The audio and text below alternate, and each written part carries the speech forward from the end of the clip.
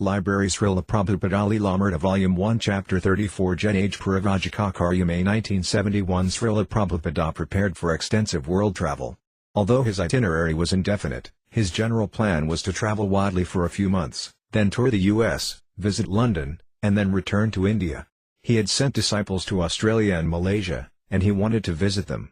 He also wanted to go to Moscow and was awaiting a letter of permission from the Soviet government.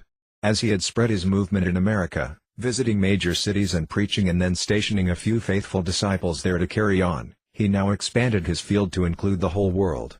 Śrīla Prabhupāda's traveling was in the mood of Narada Muni, the eternally wandering devotee. In the first canto of Srimad Bhagavatam, Śrīla Prabhupāda had translated Narada Muni's words, "I traveled all over the earth fully satisfied and without being proud or envious. I do travel everywhere, by the grace of the Almighty Vishnu, either in the transcendental world or in the three divisions of the material world, without any restriction, because I am fixed up unbroken in the devotional service of the Lord. I do travel as above mentioned by constantly singing the glories of the Lord in transcendental message by vibrating this instrument of Veena charged with transcendental sound and given to me by Lord Krishna." And in his Bhagavatam purports, Śrīla Prabhupāda had explained, "It is the duty of a mendicant to have experience of all varieties of God's creation as Paribhajikacharya, or traveling alone through all forests, hills, towns, villages etc. to gain faith in God and strength of mind, as well as to enlighten the inhabitants of the message of God. A sannyasi is duty-bound to take all these risks without any fear, and the most typical sannyasi of the present age is Lord Chaitanya, who traveled in the same manner through the central India jungles, enlightening even the tigers, bears, snakes, deers, elephants and many other jungle animals. In the age of Kali, Prabhupada had explained, sannyasa is especially difficult. If, however, one did take sannyasa, one who may take the vow of renunciation of family life may not imitate the Paribhajikacharyas like Narada or Lord Chaitanya, but may sit down at some holy place and devote the whole time and energy in hearing and repeatedly chanting the holy scriptures left by the great acharyas like the 6 Gosvamis of Vrindavan. Yet Prabhupada was traveling as a mendicant missionary, Paribhajikacharya. Having already attained the advanced stage wherein the pure devotee resides in Vrindavana and chants Hare Krishna incessantly, he was now traveling for the good of the whole world. He, like Narada, was traveling to all parts of the world. As a news writer in India had appropriately titled him, he was a Jet-age Paribhajikacharya. A few brahmacharis, each only recently initiated by Śrīla Prabhupada, had been preaching alone on the tropical peninsula of Malaysia for several months. With nearly 1 million Indians in Malaysia, many of them wealthy and influential, the brahmacharis were meeting with success. During one program at a Hindu temple in Kuala Lumpur, a South Indian doctor and his lawyer wife expressed their appreciation of the devotees and offered to donate a house and some land to ISKCON. When the devotees visited the property and found that the offer was serious, they informed Prabhupada, who decided to visit. Prabhupada, accompanied by his disciple Bhagavan, flew from Bombay to Kuala Lumpur. Since he planned to go next to Sydney and install Radha Krishna deities in the new temple there, he carried the deities with him, the same Radha and Krishna who had presided at the Bombay Pandal. Lord Krishna rode in the wooden box in the plane's luggage compartment, and Srimati Radharani, wrapped in cloth, rested on Bhagavan's lap. Within a brief time after Prabhupada's arrival at Kuala Lumpur, he was lecturing before a large audience at his host's home. "I'm very glad to inform you that we have reached Malaysia very shortly, that on my arrival there was a nice meeting, and then we have come outside the city. Yesterday I was very busy all day." For 2 days Prabhupada stayed in the home of a wealthy Sindhi merchant of Kuala Lumpur. The house was large and luxurious, with thick carpets and large mirrors. But when Prabhupada learned that his hosts were meat-eaters, he refused to eat anything except fruit and milk, even though his disciples offered to cook for him. His disciples, having traveled throughout Malaysia, considered eating at the homes of meat-eaters permissible, as long as the devotees could prepare their prasadam in pots not used for cooking meat. But Prabhupada's standard was higher. One room in the house held a large collection of marble deities, about 50 sets of Lakshmi Narayana and Radha Krishna deities in rows. It appeared to be more of a collector's display than worship, however, and Prabhupada was unimpressed. Prabhupada lectured at the Kuala Lumpur town hall and the Lakshmi Narayana temple, mostly to Indians. He explained that people could be united only on the spiritual platform. "Look at the United Nations," he said. "They are adding more and more flags. And there are only more and more wars. This Krishna consciousness movement will be the real United Nations." Prabhupada had brought with him slides of ISKCON's activities, and he had one of his disciples narrate a slideshow, coaching him on what to say. When a slide appeared of Ratha Yatra in London's Trafalgar Square, Prabhupada prompted the devotee, "Now it's no more Lord Nelson. Now it's Lord Jagannath." When Prabhupada met the couple offering the land, he discovered that the agreement had certain important conditions. The doctor and his wife said that they would give ISKCON a large piece of land near the main highway and that their own construction company would build the temple. Within 2 years, however, if the company hadn't completed the building, the doctor and his wife would reclaim the property. Always eager to consider any serious donation of land, Prabhupada accepted the conditional offer. But he knew that such offers were usually too conditional. Already the doctor and his wife had hinted of Indian Brahmanas running the temple and of ISKCONs having only a side altar. One evening as Prabhupada talked with the doctor, a gynecologist, the talk turned to birth control. Prabhupada explained its sinfulness, and he gave an example. If someone poisoned the air in the room he and the doctor were sitting in, then they would have to leave the room or die. Similarly, Prabhupada explained, contraception meant to poison the womb, denying a soul its rightful shelter. Like Prabhupada's previous host, the doctor ate meat, although the devotees had been pushing him to give it up. Prabhupada was gentle. "Try to stop eating meat," he urged. It was Ekadashi, and Prabhupada decided to fast from all food, again showing extreme reluctance to eat in the home of a meat-eater. Sydney, May 9, 1971. The Sydney devotees weren't ready for Prabhupada. An early telegram had informed them he was coming, but a later telegram had said, "Prabhupada not coming now." A third telegram had come, announcing that līlāmṛta, the Australian GBC secretary, was coming. When a fourth telegram had stated only arriving and the date and flight number, the devotees had presumed this referred to līlāmṛta, not to Prabhupada. The devotees had taken a small garland and had gone to meet the plane, and when the doors to the customs area opened and Prabhupada himself walked out, they were flabbergasted. A white attaché case in his left hand, a cane in his right, a lightweight kadara around his shoulders, Śrīla Prabhupada entered the airport. Reporters, on hand to interview līlāmṛta, came eagerly forward, one of them inquiring why Prabhupada had come to Australia. Replying softly, Prabhupada said he traveled everywhere, just as a salesman travels everywhere. A salesman looks for customers wherever he can find them, and Prabhupada was traveling, searching for anyone intelligent enough to accept his message. "There is no difference in coming to Australia," he said. "The governments have made a demarcation. This is Australia. But we see everywhere as the land of Krishna." One of the devotees hurried to phone the temple. Prabhupada was coming. Like Prabhupada's original temple at 26 2nd Avenue in New York, the Sydney temple was a one-room storefront on a main business thoroughfare. On the storefront's plate glass window, one of the devotees had painted a picture of Radha and Krishna. Prabhupada entered the room and found it bare, except for a simple wooden altar with 3-inch Jagannath deities, and a big cloth covered Vyasashana. An old rug hid the floor. The blue haze hanging in the air was smoke from the downstairs kitchen, where a devotee was frantically burning cumin seeds to spice Prabhupada's lunch. Prabhupada remained grave as he walked deliberately to the rear door and looked outside. But when he saw garbage and boards stacked high against the building, his gravity turned to sternness. "What is all this?" he asked. Someone tried an explanation. Unsatisfactory. A devotee brought a glass of milk. "Too hot," Prabhupada said, and the devotee took it away. Prabhupada sat on the large Vyasashana. He looked around the room at each face. None of the 15 or so devotees had ever seen him before, and only a handful had been initiated, by mail. They were untrained. "The carpet was dirty," he said, "it should be replaced." And why were there no flowers on the altar? He had brought Radha and Krishna deities, but before the devotees could begin their worship, everything must be very clean. The devotees would have to become Brahmanas before they could worship Radha and Krishna. These devotees, Prabhupada saw, knew little of Krishna consciousness. The devotees who had come to Australia originally, Upendra and līlāmṛta, had opened the center and left, returning but rarely. Thus an entire temple of inexperienced devotees had been virtually left on its own. Since none of the Sydney devotees could lecture well, the daily classes had consisted of readings from Prabhupada's abridged Bhagavad Gita, as it is, the only book they had. Yet their firm faith in Prabhupada compensated for their lack of training. They accepted him as a pure devotee directly in touch with God, and they accepted his books as truth and Krishna as the Supreme Personality of Godhead. But many practical things they didn't know, such as how to cook, lecture, and worship the deities. They knew Prabhupada wanted them to chant Hare Krishna publicly and distribute Back to Godhead magazines to the people of Sydney, and this they did daily. Despite frequent arrests, they continued with their Sankirtana. Sincerity they had. They only lacked training. A devotee brought Prabhupada his lunch, poorly cooked, the kapadas half burned, half raw, the vegetables wrongly spiced. Prabhupada rebuked the cook, "If you didn't know how to cook, why didn't you tell me? I can show you."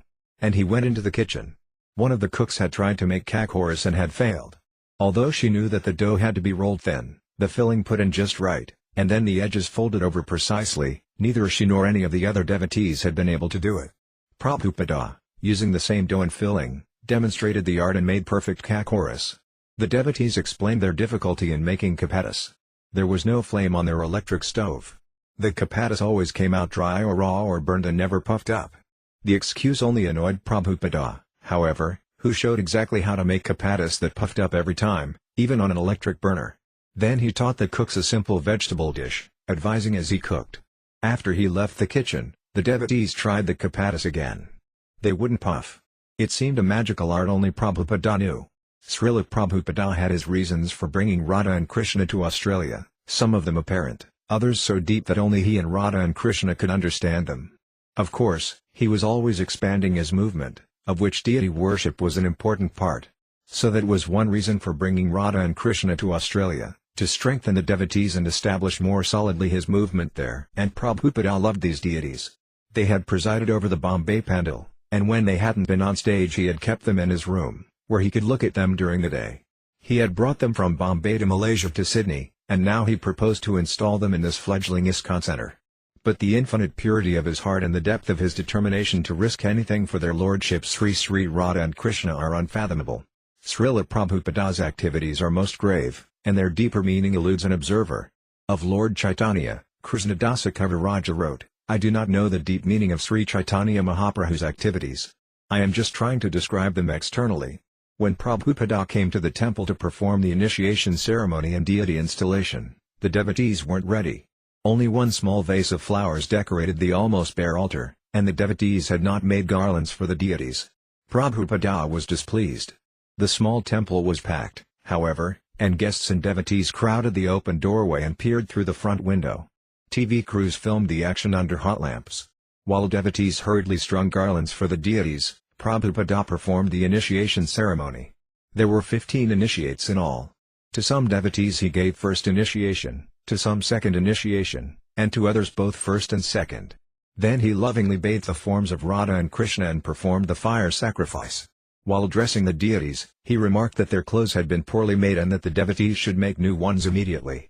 He named the deity Sri Radha Gopinata Vibhavi. He initiated everyone in the temple, anyone who was there, even one boy who had just joined that week and had only come across Krishna consciousness the week before, and people who weren't living in the temple, just anyone who was there and somehow serving. He wanted Krishna consciousness to be established in Australia, so he just initiated everybody. He gave first and second initiations at the same time, because, having installed the deities, there had to be some brahmanas. But we didn't know anything. We weren't even ready. The altar wasn't finished. Prabhupada explained to me that we had to string flowers for a garland, the deity was supposed to wear one. I was running up and down the street trying to find some flowers and get some thread and make a garland. Same with the sacred thread. There were no sacred threads. Prabhupada gave the men a sacred thread at Brahmana initiation, but no one really knew what it was. So I had to run and buy some string. And while Prabhupada was initiating people, I was sitting there in the arena making sacred threads, copying the one that Līlāmṛta had taken off himself. I made 5 of them, and then I was next. After the sacrifice, and after I came out of Prabhupada's room, where he'd given me the Gayatri mantra, the other devotees said, "You're a Brahmana now. So you have to have a sacred thread, too." They told me to make one for myself, which I didn't, because someone told me later a woman wasn't supposed to wear one. We just didn't know much. At Sydney Grammar School, an elite school for boys, Prabhupada led his disciples and a group of students in a kirtana procession through the schoolyard. About 200 boys and several teachers took part, some children frolicking and laughing, some singing the mantra, some soberly following the procession, as the teachers smiled and watched. The procession ended in a large room with a row of chairs in the front. Prabhupada sat in the headmaster's elaborately carved throne-like seat in the center and began playing karatalas, continuing the chanting of Hare Krishna. Seeing only a few students responding, he stopped and looked around at the children sitting before him. "So you are all beautiful boys. Why you do not join us in chanting Hare Krishna? Is it very difficult? Will you not try to chant? Hair. Say hair. A few children, hair. Prabhupada, all of you chant, hair. The children, weakly, hair, some giggled. Prabhupada led them through the mantra, one word at a time. Still some children were reticent. Prabhupada, there are only 3 words, hair, Krishna, and Rama. Is it very difficult? Chant again, hair. Children, hair. Teasing and prodding, Prabhupada coaxed them. Oh, you cannot chant? You are all dumb? The children broke into laughter. How is that? 3 words you cannot chant? Oh, that is very astonishing. Chant. Hair. Hair. Krishna. Krishna. Prabhupada began rhythmically ringing his karatalas, the children following him as he sang, Hair Krishna, Krishna, Krishna, Hair Rama, Rama, Rama, Hair. After a short time Prabhupada brought the kirtana to a close. Sitting in the beautiful ornate chair, he smiled at the children. 3 words, hair, Krishna, and Rama. Do you know what is God? Can any of you stand up and tell me what is God? There was silence, then whispering. Finally, one 12-year-old boy stood. His schoolmates applauded and laughed. Oh, thank you, Prabhupada said. Come here. The boy approached. Do you know what is God? Prabhupada asked. Yes, the boy replied. God is self-realization, and God is found in the unconscious mind. Thank you. Again the children applauded. No, wait. Don't go away, Prabhupada said. Now you must explain what you mean.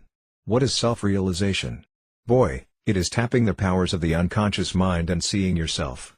Prabhupada, do you think the mind is unconscious? Boy, the mind is unconscious. Prabhupada, to understand the unconscious, you have to find out what is consciousness. Boy, I'm not talking about consciousness, the unconsciousness. Prabhupada, unless you know consciousness, how can you describe unconsciousness? Boy, the unconsciousness. The id. Prabhupada, unconsciousness is the negative side of consciousness. So you should explain what is consciousness. Then we can understand unconsciousness. Boy, consciousness? Prabhupada, yes. Try to understand what is consciousness. Then you will understand what is unconsciousness. Consciousness is spread all over the body. Suppose I pinch any part of your body.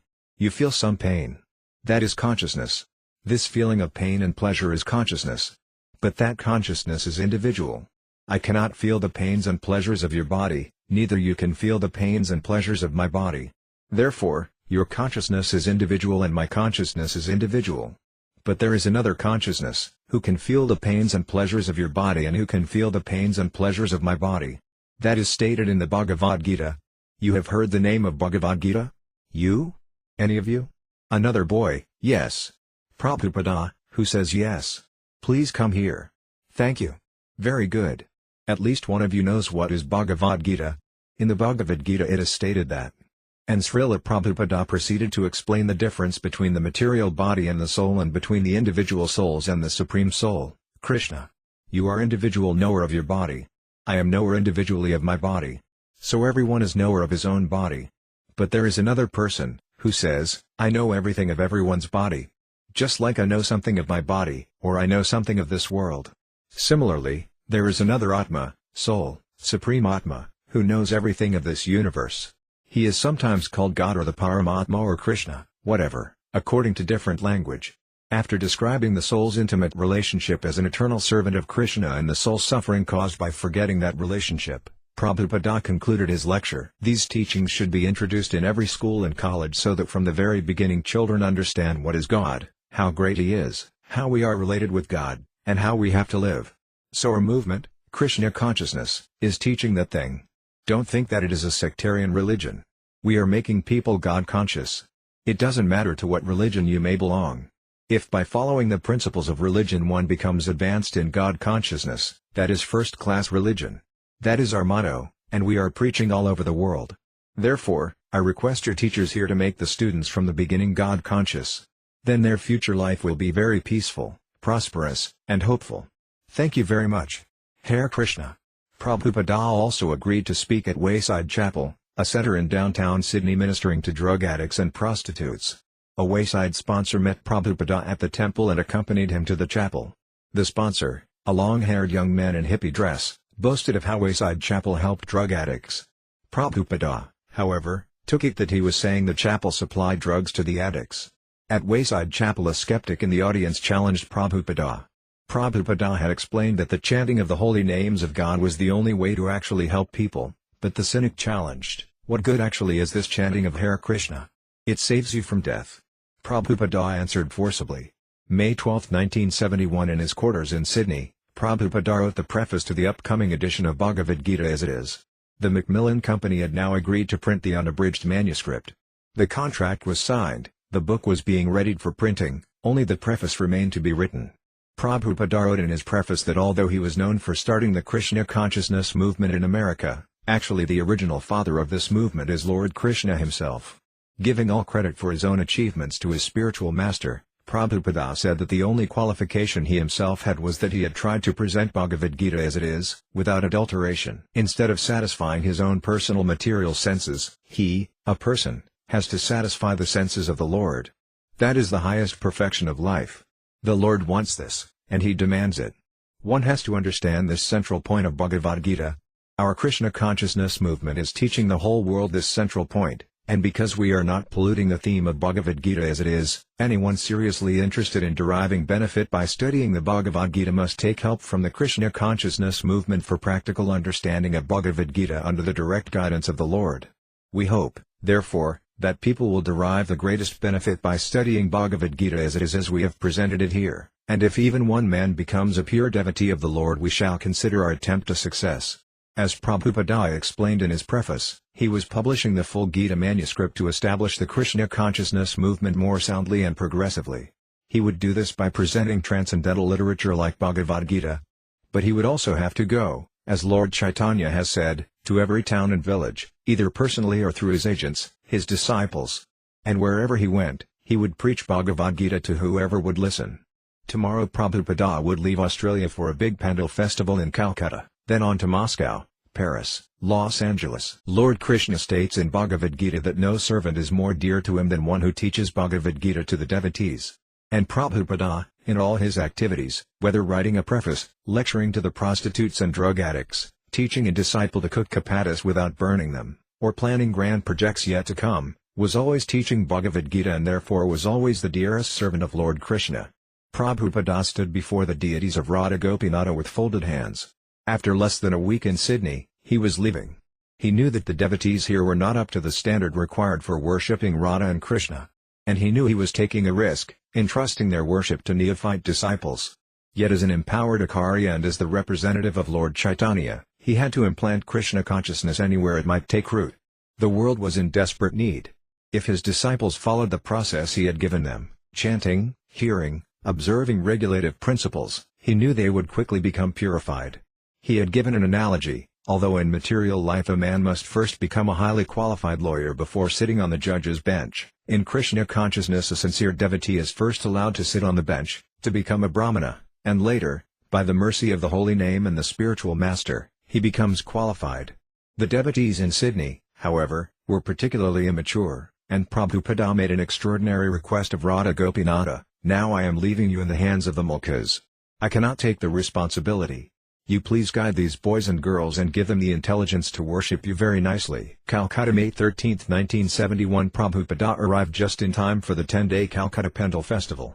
On his orders, Guru Raja and Amala Krishna had come to organize the festival, just as they had the one in Bombay.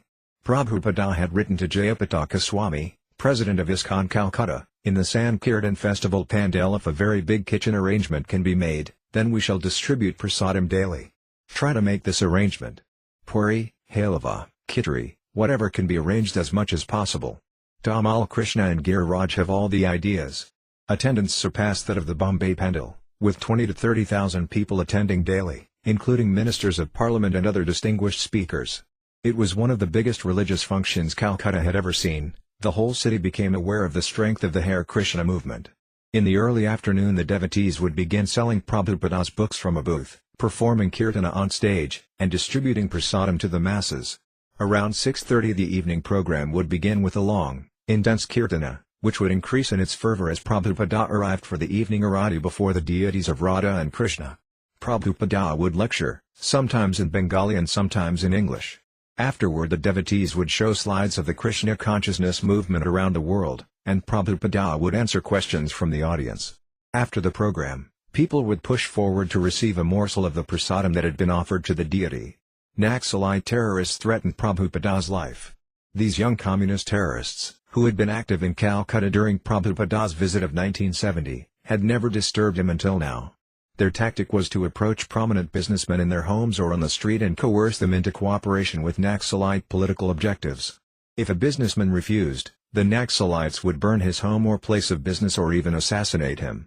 The Naxalites, who were eager for all of Bengal to turn from their religious traditions and embrace communism, saw Prabhupada rekindling the religious spirit in Calcutta. Prabhupada's tremendous crowd-gathering pandal, they concluded, was undermining the principles of communism. Fly or die, read the note Prabhupada received. He informed the police, who regretted their inability to help. The whole of Calcutta, they said, was in terror of the Naxalites. Prabhupada, however, refused to be intimidated. He would not fly. Even if they were to attack him, he said, what better way for a Vaisnava to leave his body than while preaching the glories of the Lord? The next night as Prabhupada came before the crowd to speak, he noticed a group of rowdy young men, Naxalites, near the stage. They were protesting the preferential seating of certain dignitaries on stage. When one young radical shouted that the radicals themselves wanted to dance on stage, the devotees invited them to join in a kirtana. The Naxalites backed down, but continued shouting and disrupting the meeting. They began banging the seats of the wooden folding chairs, calling out Naxalite slogans, and threatening to burn the place down. Others in the audience began talking nervously among themselves, increasing the commotion. In a vain attempt to bring order, some of the devotees threatened the dissenters. Pushing and scuffling broke out in the audience. Kantamani prakara sadmasu kalpavrxa lake savarta susarabhirabhipalantam. Prabhupada's voice rang over the powerful loudspeaker system. Appearing uninterested in the crowd, depending only on Krishna, he began singing prayers from Brahma Samhita, and within minutes everyone quieted. Those who wanted to leave left, and those who wanted to stay sat down. The crowd subdued, Prabhupada lectured. Several more fly or die notes came, and the Naxalites returned the next night, threatening again to burn the pandal. Call them, Prabhupada said. I will meet with them. The devotees thought it unsafe, but Prabhupada insisted. In a small room behind the pandal, Prabhupada spoke with the hostile youths. They were angry and disrespectful at first, but as Prabhupada explained to them the Vedic concept of communism, with Krishna at the center, he caught their interest.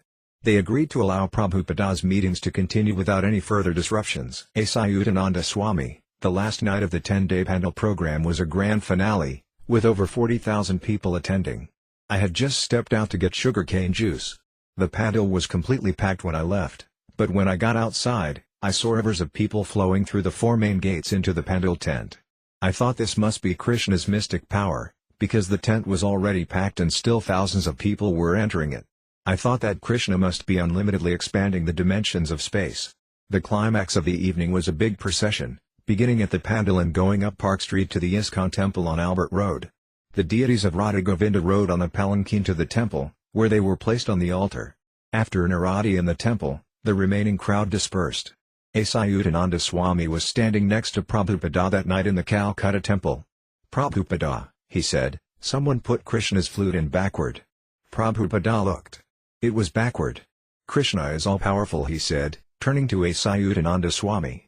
He can play from the back end also. Śrīla Prabhupada was still striving for a plot of land in Mayapur. Having abandoned the idea that his god brothers in Mayapur might help, he had been working through Bengali friends in negotiating with Muslim farmers in Mayapur. On returning from Australia, Prabhupada had sent Tamala Krishna to Mayapur with orders not to come back until he had purchased land.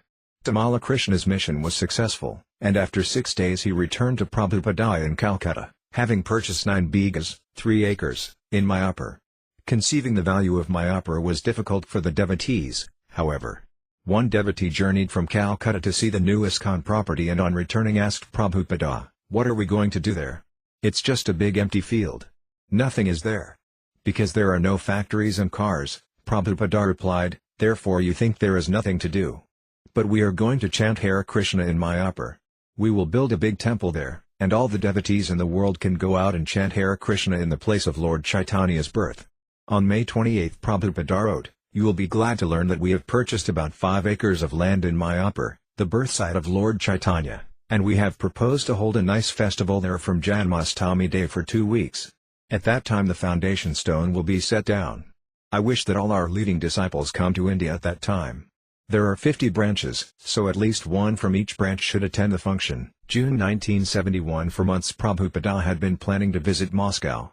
Aside from his desire to preach to the Russian people, he had a specific meeting in mind with the Russian Indology professor, G. Kotovsky. Professor Kotovsky headed the Department of Indian and South Asian Studies at Moscow's USSR Academy of Sciences, and Prabhupada had been corresponding with him for a year.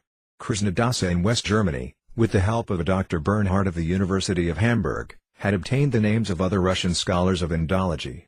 A letter to Krishna Dāsa in December of 1970 had revealed Prabhupada's plans for preaching in Russia. I am very encouraged to see your enthusiasm for preaching this message to the Russian people, and your idea to send letters with the help of Dr. Bernhard is very good. He is a big scholar and he also appreciates our movement.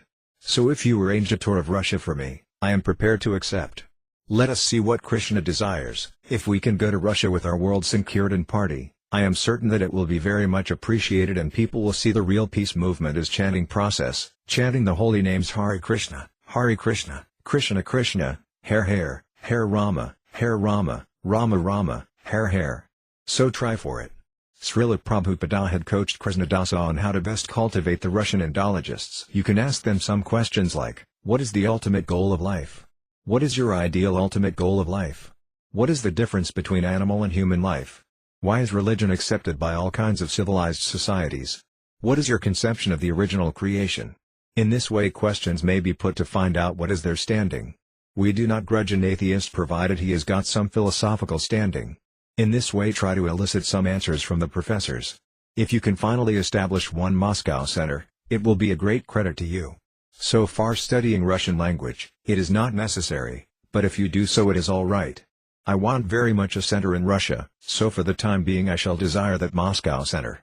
In March 1971, Professor G. Kotovsky had replied to Krishna Dāsa's letter. I thank you for your information about Swami Bhaktivedanta's lecturing tour. If he would come to Moscow, the Soviet scholars doing research in ancient Indian culture would be very happy to meet him in the Institute of Oriental Studies, USSR Academy of Sciences. I would be thankful to you for your information on the dates of Swami Bhaktivedanta's arrival and stay in the USSR. Śrīla Prabhupada had personally replied to Professor Kotovsky, it was understood that you and your university are interested in hearing about Krishna culture and philosophy. This ancient Krishna culture and philosophy is the oldest in the world or in the universe. At least from a historical point of view it is not less than 5,000 years old. Perhaps you may know that I have started this cultural movement since 1966 and it is already spreading all over the world. Krishna culture is so popular in India that even the government attracts many foreigners by Air India timetable to visit Vrindavan, the land of Krishna culture. Enclosed please find one page from the latest Air India timetable, April 1971. Wherein the Krishna culture is depicted for general attraction. My life is dedicated to spreading this Krishna culture all over the world. I think if you give me a chance to speak about the great Krishna culture and philosophy in your country, you will very much appreciate this simple program with great profit. This culture is so well planned that it would be acceptable by any thoughtful man throughout the whole world. Having preached a year in the Eastern Hemisphere, Prabhupada was eager to return to the West, and he planned to fly to Moscow and on to Europe. For Prabhupada and his traveling companions, Syamasundara and Aravinda, getting tourist visas for Russia was simple. They would take a 5-day, government-controlled tour, with every activity planned by the Soviet Tourist Bureau and everything paid for in advance. Captain Lal, the pilot of the flight to Moscow, considered Prabhupada an important passenger and came back to visit him during the flight. They spoke of Prabhupada's movement, his chances for lecturing in Moscow, and of Bombay, where Prabhupada was trying to purchase land. Captain Lal invited Prabhupada to the cockpit, and Prabhupada came and sat behind the captain, asking technical questions about the equipment and the flight. Prabhupada and Captain Lal agreed to meet again in Moscow. Prabhupada, his secretary, and his servant cleared Soviet customs and immigration quickly and smoothly, and a government tourist guide escorted them by limousine to the Hotel National. The hotel, near Red Square, Lenin's tomb, and the Kremlin, was expensive but plain. Prabhupada found his room dingy and cramped, with barely space for a bed and 2 chairs. The room for Syamasundara and Aravinda was far away, and Prabhupada decided that Aravinda should share the room with him instead, crowding Prabhupada's room all the more. Aravinda told the hotel manager that they would not eat the hotel fare, but would have to cook their own meals. The manager refused at first, but finally allowed them use of the maid's kitchen. That problem solved, the next was getting food. Prabhupada sent Sundara out. Across the street, Sundara found a milk and yogurt store, but he returned to Prabhupada's room without any fruit, vegetables, or rice. Prabhupada sent him out again, and this time Sundara was gone practically all day, returning with only a couple of cabbages. Prabhupada sent him out the next day for rice. When Sundara returned with rice after several hours, Prabhupada saw that it was a poor North Korean variety, very hard. Prabhupada asked for fruit, but Sundara had to hike for miles through the city to find anything fresh, a few red cherries. Prabhupada remained peaceful and regulated, keeping to his daily schedule. He would rise early and translate, and in the cool of early morning he would go out for a walk through the all but deserted streets. Prabhupada, wearing a saffron kadara, strode quickly, Sundara sometimes running ahead to photograph him. As they would pass Lenin's mausoleum a queue would already be forming. "Just see," Prabhupada commented one morning, "that is their God. The people don't understand the difference between the body and the spirit. They accept the body as the real person." Prabhupada appreciated the sparseness of the traffic, some trolleys and bicycles, but mostly pedestrians. As he walked among the old, ornate buildings, he saw elderly women hosing the wide streets, a good practice, he said. The Russian people appeared to live structured, regulated lives, much more so than the Americans. These simple, austere people, unspoiled by the rampant hedonism so common in America, were fertile for Krishna consciousness. But devoid of spiritual sustenance, they appeared morose. Prabhupada had Sundara arrange a meeting with Professor Kotovsky and invite Captain Lal to come along. The tourist bureau provided a car and guide, and Prabhupada and his party rode outside the city to Professor Kotovsky's office in an old white brick building at the Academy of Sciences. When Prabhupada arrived, the middle-aged Russian professor, dressed in a grey suit, got up from his cluttered desk and welcomed Prabhupada into a small office. Professor Kotovsky appeared a bit hesitant, however, more cautious than in his letters. When Sundara mentioned Prabhupada's eagerness to lecture before interested scholars at the academy, Professor Kotovsky flatly refused. It would never be allowed. Prabhupada was disappointed. The next moment, however, Prabhupada seemed unaffected and began speaking in his humble, genteel manner, sitting in a straight-backed office chair beside Professor Kotovsky, who sat at his desk. Sundara turned on the tape recorder, which the professor eyed cautiously but didn't object to. "Prabhupada, the other day I was reading in the paper, Moscow News. There was a communist congress, and the president declared that, we are ready to get others' experiences to improve.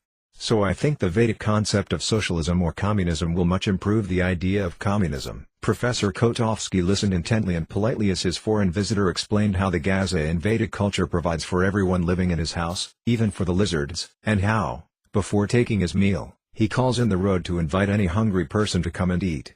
In this way, Prabhupada explained, there are so many good concepts about the socialist idea of communism. So I thought that these ideas might have been distributed to some of your thoughtful men. Therefore I was anxious to speak. Professor Kotovsky's academic interest was piqued. "You know, it is interesting," he said, his articulate English heavily accented. "As it is here in our country, there is now great interest in the history of old thought." He described the accomplishments of his colleagues and himself, particularly a booklet they had recently prepared highlighting Soviet studies in Indology. He said he would like to give a copy to Prabhupada. "Professor Kotovsky, you will be interested to discover that we publish not all but some Puranas, then some parts of the Ramayana, 8 volumes in Russian of the Mahabharata, and also a second edition of the Mahabharata, translated by different people in full and published. Manusamarti is also translated in full and published with Sanskrit commentaries." And such was the great interest that all of these publications were sold in a week. They are now completely out of stock. It is impossible to get them in the book market after a month. Such a great interest among reading people here in Moscow and the USSR towards ancient Vedic culture. Prabhupada, among these Puranas, the Srimad Bhagavatam is called the Mahapurana. And he told of his own translation of Srimad Bhagavatam, the ripened fruit of the Vedic desire tree. He would show some volumes to the professor if he was interested. Professor Kotovsky said the Moscow and Leningrad libraries had nearly all the major texts of Indian culture in Sanskrit. These libraries housed not only ancient texts but more recent literature as well, comprising an up-to-date study of Hinduism. Hinduism, Prabhupada interrupted, is a very complex topic. And they both laughed. Professor Kotovsky acknowledged that Hinduism was more than a religion, it was a way of life. But Prabhupada explained that the name Hindu was actually a misnomer. The real term to explain Vedic culture was Varnasrama. Briefly, Prabhupada described the four orders: Brahmana, Kshatriya, Vaisya, and Sudra. Professor Kotovsky, you have told that in any society there are four divisions, but it is not so easy to distinguish. For instance, one can group together different social classes and professional groups into four divisions in any society. There is no difficulty. The only difficulty is, for instance, in socialist society, in our country and other socialist societies, how can you distinguish productive group and workers? Prabhupada welcomed the professor's questions, although grounded in Soviet socialist vested interests. Prabhupada considered the professor not so much an academician as a pawn of the Soviet university system. Much as one political power tries to understand its adversary, the professor was inquiring into Indian culture so that his government might penetrate it with their own ideology. Behind Professor Kotovsky's apparent interest in Vedic culture, Prabhupada could see the view of the Communist Party, a view diametrically opposed to Vedic philosophy. Nevertheless, Prabhupada tactfully continued to present Krishna consciousness in accord with Parampara, and he tried to convince Professor Kotovsky through scripture and logic. Quoting Bhagavad Gita, a sastra with which the professor was familiar, in his own way, Prabhupada described Lord Krishna as the creator of the four divisions of society. Professor Kotovsky immediately countered with the theory of the Soviet scholars that the Varnasrama divisions were a recent addition to Vedic culture.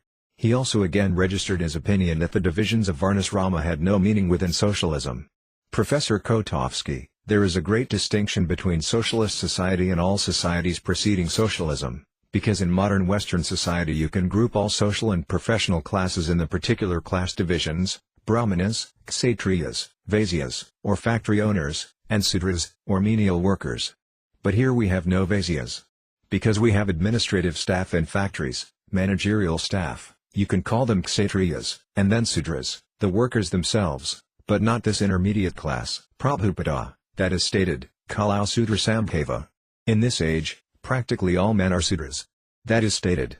But if there are simply Sudras, then the social order will be disturbed.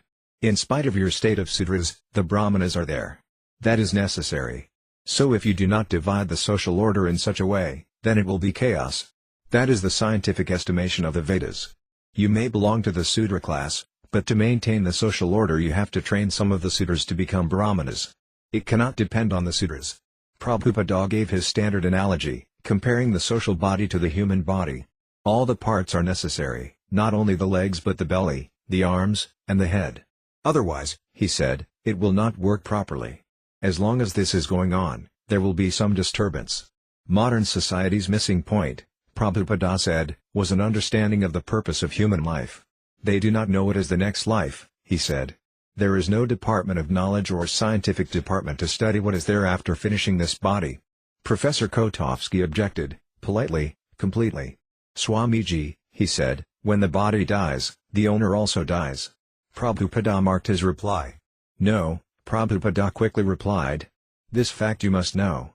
Why is there no department of knowledge in the university to study this fact scientifically? That is my proposition. That department is lacking. It may be as you say, it may be as I say, but there must be a department of knowledge.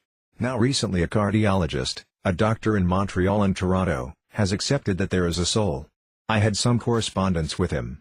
He strongly believes that there is a soul. Prabhupada continued to build his argument. We accept knowledge from authority.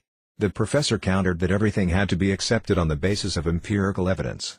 But then, in mid-sentence, he stopped arguing and inquired, have you many branches of your society in the world? Prabhupada began speaking about ISKCON, with its 65 branches all around the world, and of how he was going next to Paris, where his disciples had recently acquired a new center, and of how the American boys and girls especially were joining his movement. He told of the 4 prohibitive rules: no meat eating, no illicit sex, no intoxication, and no gambling, and of the books he had published. As Prabhupada described the workings of his movement, Professor Kotovsky nodded approvingly. When Prabhupada returned to comparing Krishna consciousness to communism, he concluded that the two philosophies were in agreement. And both stressed surrender to an authority. The devotee surrenders to Krishna, the communist to Lenin. Prabhupada, our life is by surrender, is it not? Do you disagree with this point? Kotovsky, to some extent you surrender. Prabhupada, Yes. To the full extent. Kotovsky, you have to surrender to the society, for instance, the whole people. Prabhupada, yes, to the whole people or to the state or king or government or whatever you say. The surrender must be there. It may be different. Kotovsky, the only difficulty is we cannot have surrender to government or to a king. The principal difference is of surrender to a king, who is a single person, or to the whole society. Prabhupada, no, that is a change of color only. But the surrender is there. The principle of surrender is there. Whether you surrender to monarchy, democracy, aristocracy, or dictatorship, you have to surrender. That is a fact. Without surrender there is no life. It is not possible. So we are educating persons to surrender to the Supreme, wherefrom you get all protection. Just like Krishna says, Sarvadharman Parityaja. So surrender is there. No one can say, no, I am not surrendered to anyone. The difference is where he surrenders. And the ultimate surrendering object is Krishna. Therefore in Bhagavad Gita it is said, Bahunam janmanamanti jnanavan mam prapadyate, after surrendering to so many things, birth after birth, when one is factually wise he surrenders unto me. Professor Kotovsky agreed. But surrender had to be accompanied by revolution, he said. The French Revolution, for example, was a revolt against one kind of surrender, and yet the revolution itself was another surrender, surrender to the people. So it is not enough to come full stop, the professor argued. Surrender is to be accompanied with revolt against surrender to other people.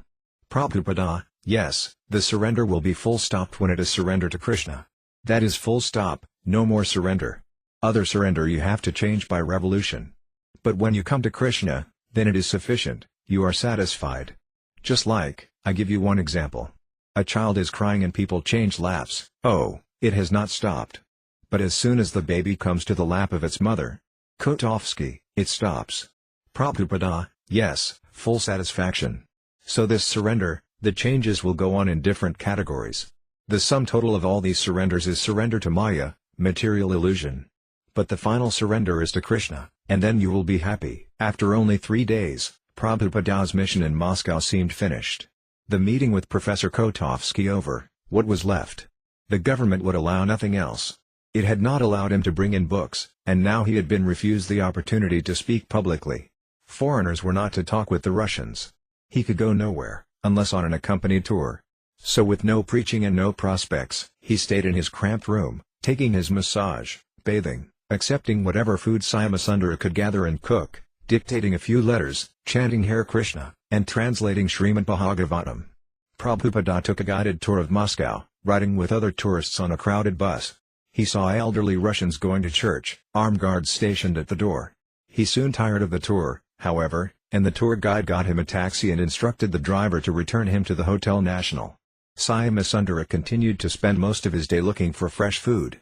Hearing that oranges were available at a certain market across town, he set out across the city.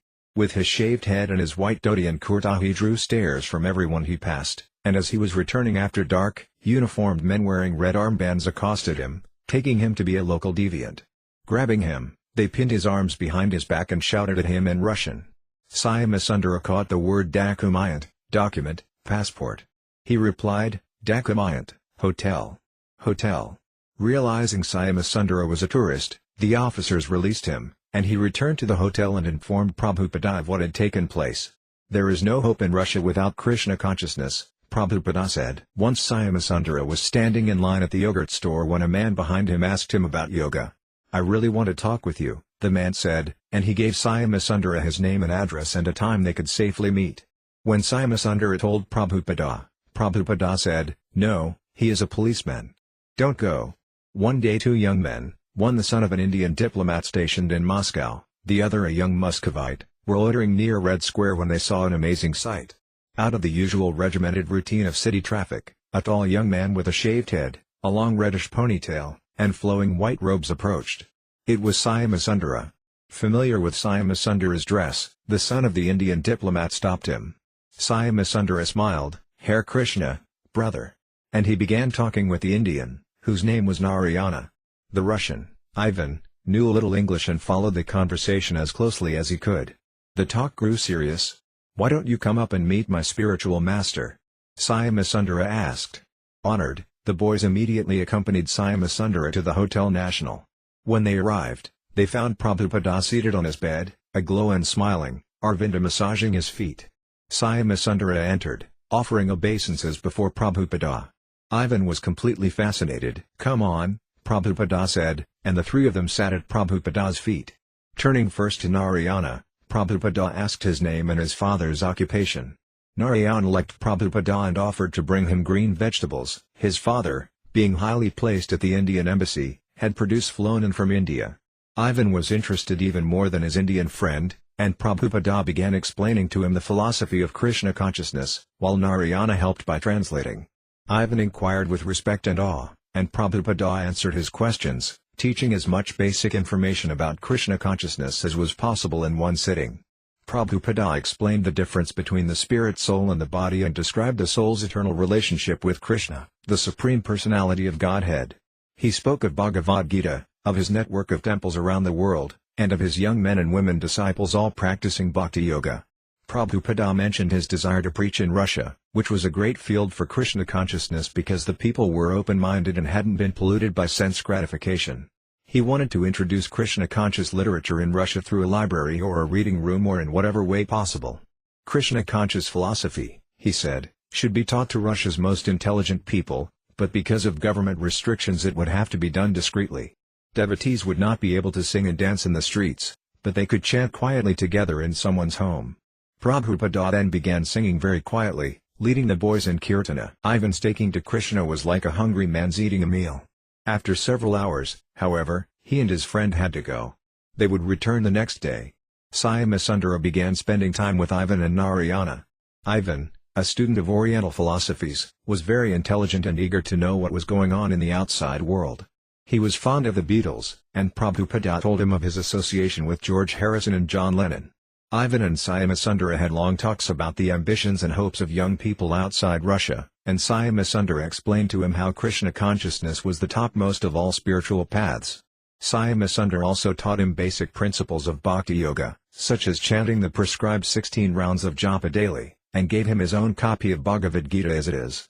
Prabhupada showed Ivan how to prepare chapatis and rice and asked him to give up eating meat. Joyfully, Ivan accepted the chanting, the new way of eating, everything. Ivan was being trained so that after Prabhupada left, Ivan could continue on his own. Ivan would be able to feel himself changing and advancing in spiritual life, and after practicing for some time he could be initiated. Ivan said he would tell his friends about Krishna consciousness. With only 2 days left in Moscow, Prabhupada taught Ivan as much as he could. In this young Russian's eagerness and intelligence, Prabhupada found the real purpose of his visit to Russia. Prabhupada gave the analogy that when cooking rice the cook need test only one grain to determine whether the whole pot of rice is done. Similarly, by talking with this one Russian youth, Prabhupada could tell that the Russian people were not satisfied in their so-called ideal land of Marxism. Just as Ivan was keenly receptive to Krishna consciousness, millions of other Russians would be also. Kanakya Pandita says that one blooming flower can refresh a whole forest and that a fire in a single tree can burn the whole forest. From the Marxist point of view, Ivan was the fire that would spread Krishna consciousness to others, thus defeating the communist ideology. And from Prabhupada's point of view, he was the aromatic flower that would lend its fragrance to many others. Prabhupada's visit to Russia was no obscure interlude, but had become an occasion for planting the seed of Krishna consciousness in a destitute land. Śrīla Prabhupada had brought the movement of Lord Chaitanya to yet another country. Chaitanya Mahaprabhu himself had predicted that the Sankirtana movement would go to every town and village, yet for hundreds of years that prediction had remained unfulfilled. Prabhupada, however, in the few years since his first trip to America in 1965, had again and again planted Lord Chaitanya's message in one unlikely place after another. And of all places, this was perhaps the most unlikely. During a brief, government-supervised visit to Moscow, he had planted the seed of Krishna consciousness within the Soviet Union. He was like the needle, and everyone and everything connected with him was like the thread that would follow. Professor Kotovsky had remarked that Prabhupada's stay in an old-fashioned hotel would not prove very interesting. But Prabhupada, unknown to Professor Kotovsky, was transcendental to Moscow or any other place in the material world. Prabhupada had come to this place, and Krishna had sent a sincere soul to him to receive the gift of Krishna consciousness. This had happened not by devious espionage against the Soviet government but by the presence of Krishna's pure devotee and his natural desire to satisfy Krishna by preaching. In response to Prabhupada's pure desire, Krishna had sent one boy, and from that one boy the desire would spread to others. Nothing, not even an iron curtain, could stop Krishna consciousness.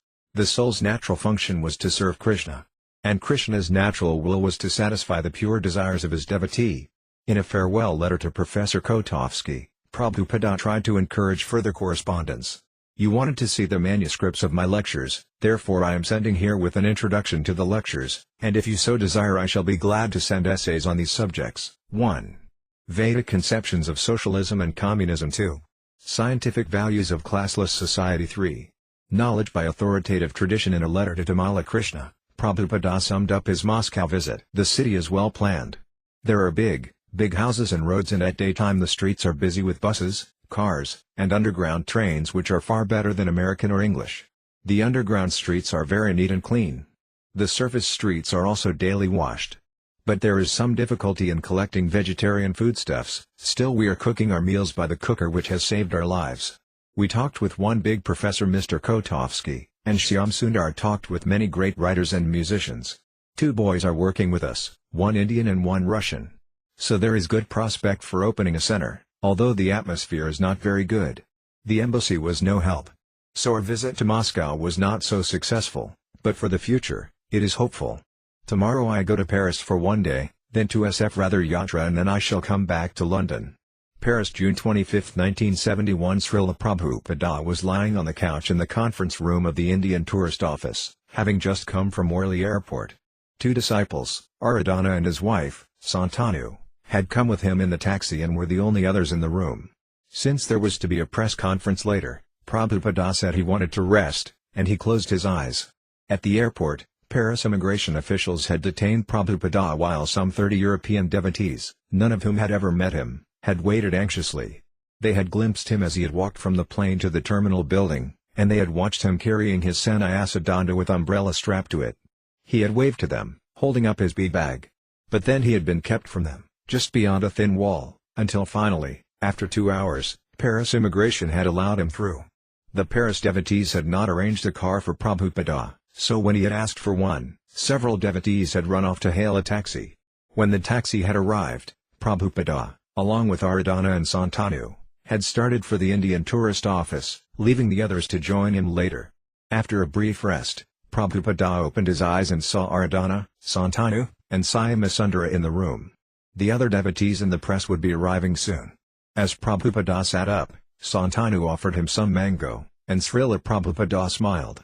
Yogesvara, I sat outside the door to Prabhupada's room, eating the peel of the mango Prabhupada had eaten. My heart was pounding, and I had no idea what it was going to be like after having been initiated for a year and a half and having never met my spiritual master personally, but now knowing that he was just behind that door. Then Sundara opened the door and peered out and saw me sitting there. He stuck his head back inside the door and said, "There's a devotee here. Shall I let him in now, Srila Prabhupada?" I peeked around the door, and Srila Prabhupada, who had been lying down on the couch, was now sitting up with his hand on his knee very solidly, with a royal, majestic look. He responded to Sundara's question by motioning with his hand that we could all come in. It was the first perfect thing I had ever seen in my life, that one gesture. So I came in and immediately fell flat on the floor. And then I understood that now I am with my spiritual master. Gradually the devotees began arriving from the airport, and they came into Prabhupada's room. The press also arrived, as Prabhupada spoke warmly and pleasantly with his followers, encouraging them in their preaching and telling them of his own recent preaching in Moscow. Hardly any of the devotees had ever been with their spiritual master before, and Lokanananda began introducing them to Srila Prabhupada. Hari Vilasa, I arrived late, and when I came in I was mixed up with surprise, with elation, with egotistical pride, and with amazement that the Lord's pure devotee was there. I walked in with Ganasyama, the boy who had started translating some of Prabhupada's books into French.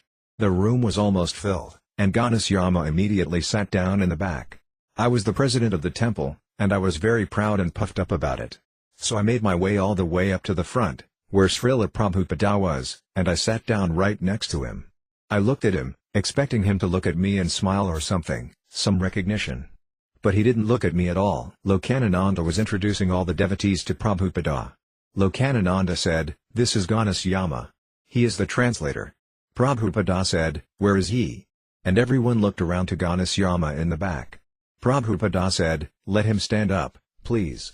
Goddess Yama stood, and Prabhupada looked at him and smiled and said, "Oh, thank you very much." Right then I felt a little funny. I sat there wondering, what have I done? I've walked all the way up to the front, and I'm expecting so much recognition. Then Lokanananda said, "This is Hari Vilasa. He is the president of the temple." Prabhupada didn't even look at me. And I knew, yes, I had made a big mistake. I began to realize, this is my spiritual master. Because immediately he had acted in such a way as to point out a great fault in me. Reporters began their questioning, and Prabhupada patiently answered them, taking advantage of their sometimes superficial questions to elaborate on the philosophy of Krishna consciousness and explain the Krishna consciousness movement. The conference ran 1 hour. As Prabhupada left the Indian tourist office, he found that there was no car to take him to the temple. While several devotees ran around trying to find a taxi, Prabhupada waited, standing before a sidewalk cafe, thinking that Prabhupada must be tired from the rigorous press conference and his long flight from Moscow. One of the devotees asked, "Śrīla Prabhupada, would you like to sit here for a minute?" And the devotee pulled one of the cafe chairs out away from its table. "What is this place?" Prabhupada asked. "This is a sidewalk cafe," the devotee replied. "What do people do here? Do they smoke and drink?" "Yes, Śrīla Prabhupada, it's a cafe. They serve alcoholic beverages." "No," Prabhupada replied. "Guru cannot sit in such a place." When Prabhupada reached the temple, he bathed and took prasadam. The next day he was scheduled to leave for Los Angeles, and his one day in Paris was filled with outside engagements. He rested and again went out to preach. The devotees had rented the Olympia Theater, a large auditorium meant to seat more than 2,000. But because the devotees had advertised Prabhupada's lecture only 2 days in advance, only 40 people attended. Prabhupada was undaunted, and he lectured and held kirtana. Afterward he went to a television studio for an interview. By the time Prabhupada returned to the temple, it was 1 in the morning. Swami told the devotees, who had all accompanied Prabhupada during the day, that they should rest a full 6 hours before rising. But the next morning Prabhupada rose as usual, and at 5 o'clock he was demanding to know why there was no Mangala Arati. He sent his servant to wake the devotees, and as the devotees were hurrying to the temple room to begin their morning worship, Prabhupada was going out on his morning walk. Accompanying Prabhupada on his walk were Swami, Aravinda, and the Paris temple president, Hari Vilasa. The spring morning was sunny, and Prabhupada, walking with his cane, appeared noble. Swami Prabhupada asked, "Why are all the householders in Maya?" When Swami couldn't reply, Prabhupada said, "That's all right. That is their position, to be in Maya." He said that when he had gone to America his plans had been to make sannyasis, but when he saw the free mixing of the sexes in the West he had decided to let his disciples first get married and have a child, and then the wife could go to Vrindavana with the child, and the husband could take sannyasa. Prabhupada laughed. Man becomes entangled by his family, he said, by his home, his bank account, his animals, and so many other attachments. Near the end of his walk, Prabhupada spoke specifically of Paris.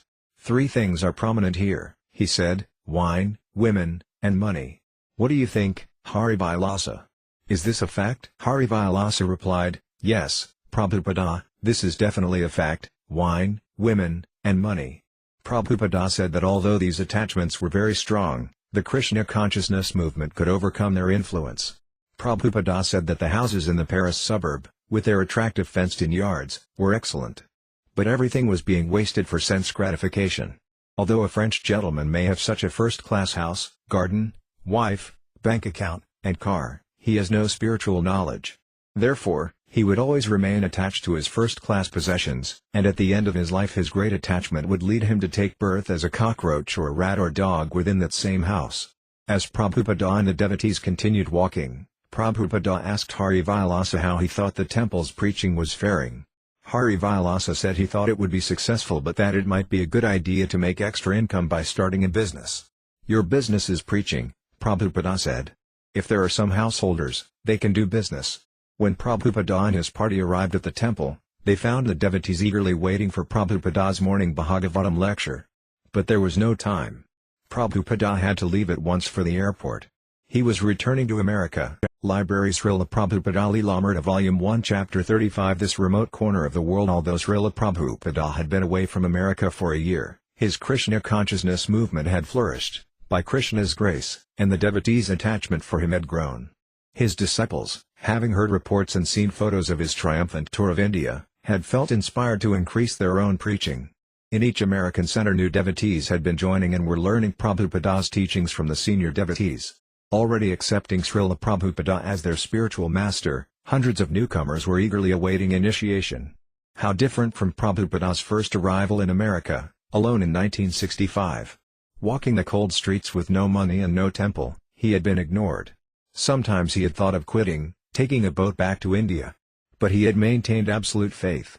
And now, less than 6 years later, in dozens of ISKCON centers throughout America, hundreds of disciples worshipped him and would throng ecstatically to receive him.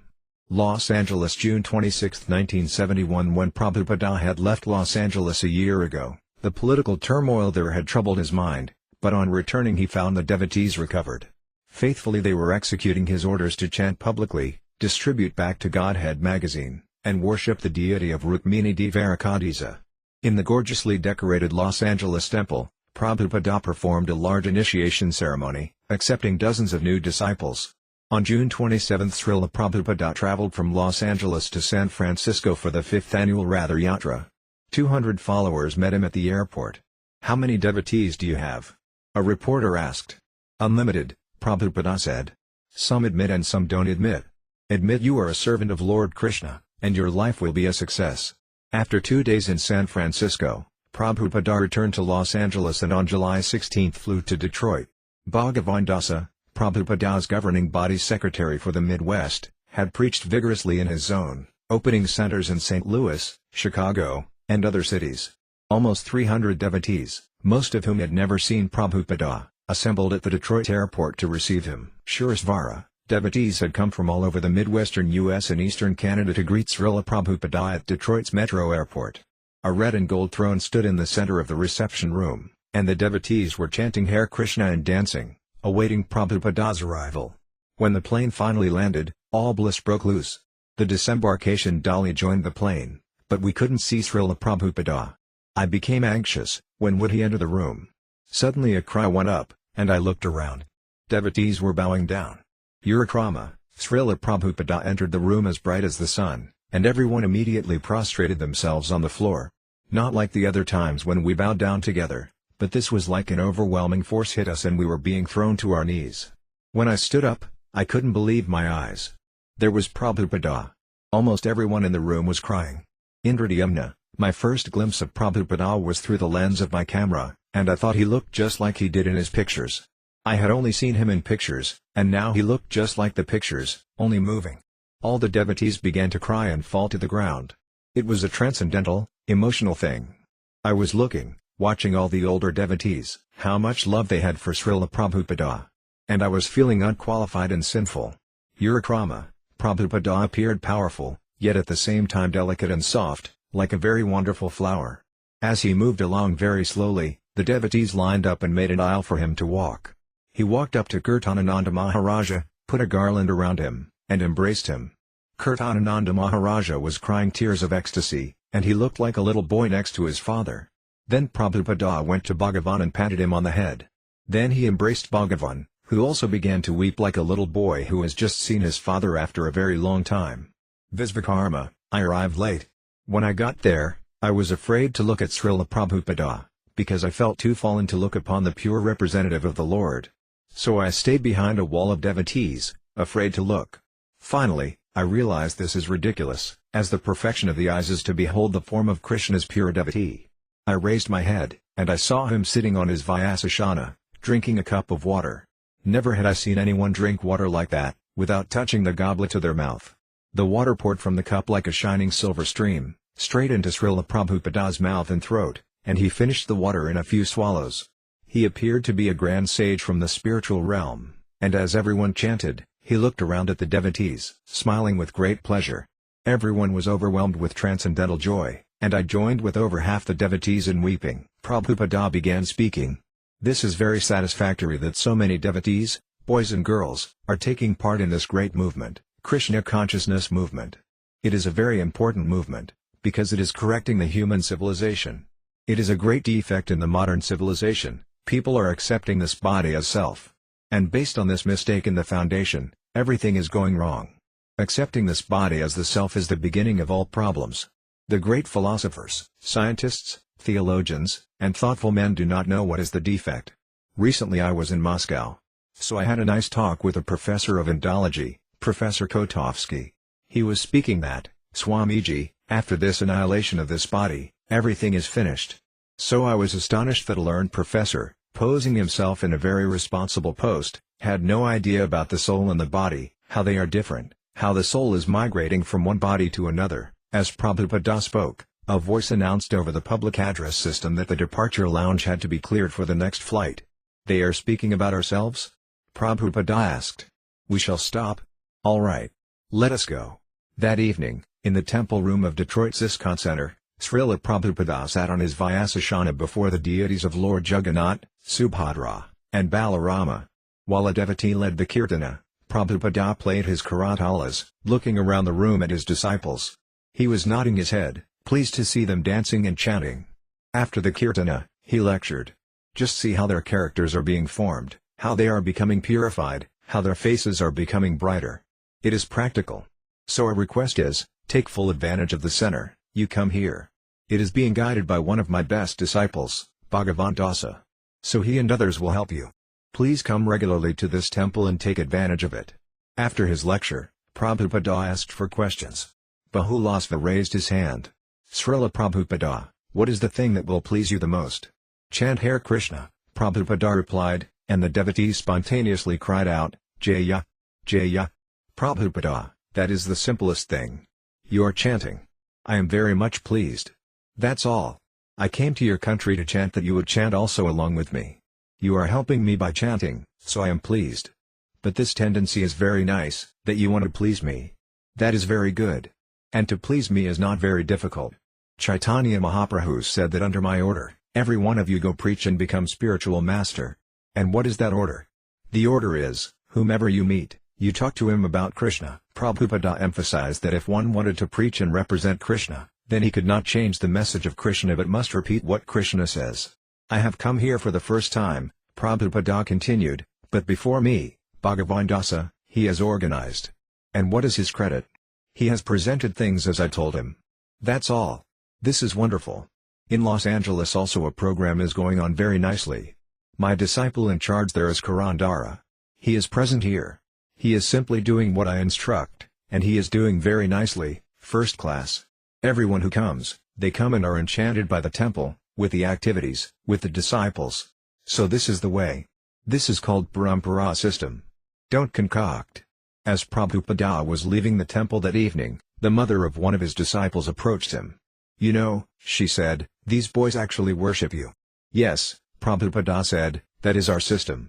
I am also worshipping my Guru Maharaja. The devotees around Prabhupada looked at one another and smiled.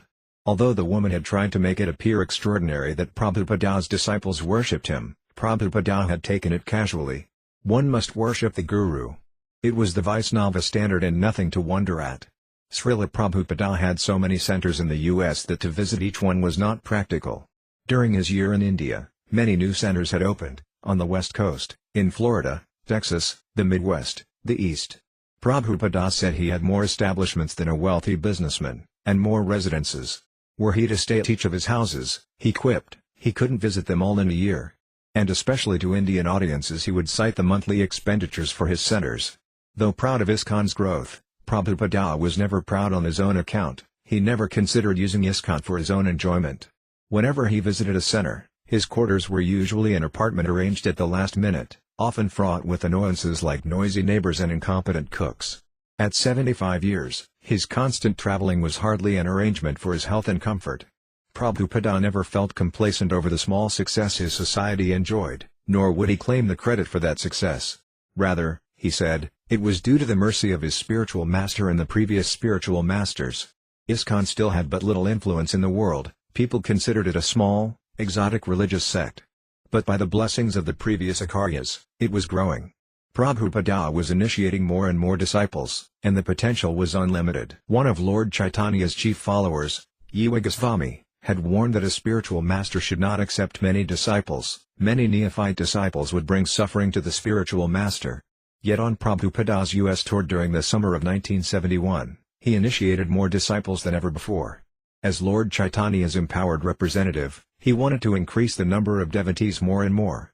He was aware of the risk, but he was also aware of the great need.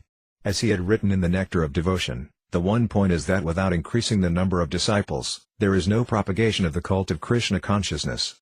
Therefore, sometimes even at a risk, a sannyasi in the line of Lord Chaitanya Mahaprabhu may accept even a person who is not thoroughly fit to become a disciple.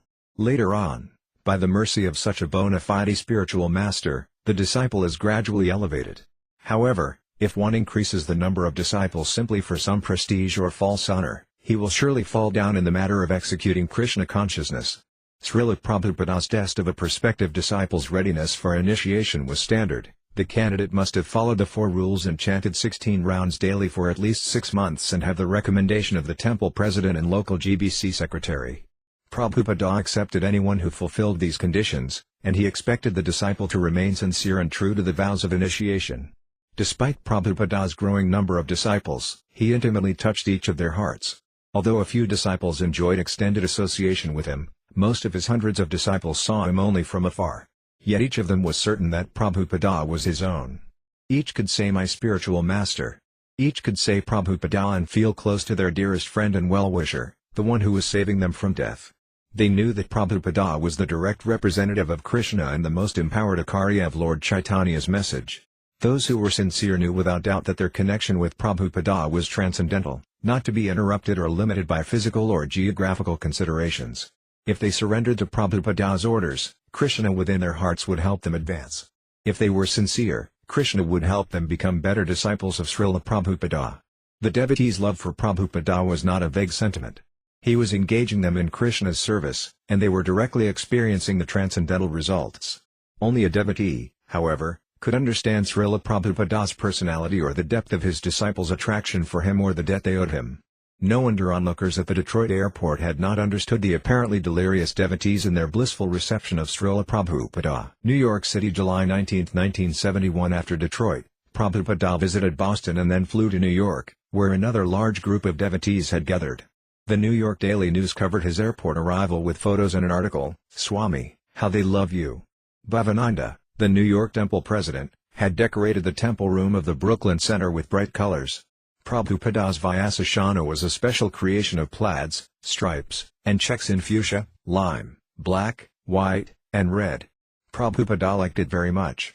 200 devotees, many having waited for more than a year to be initiated, converged on the Brooklyn temple, and Prabhupada held initiations for 5 consecutive days, initiating around 24 disciples each day.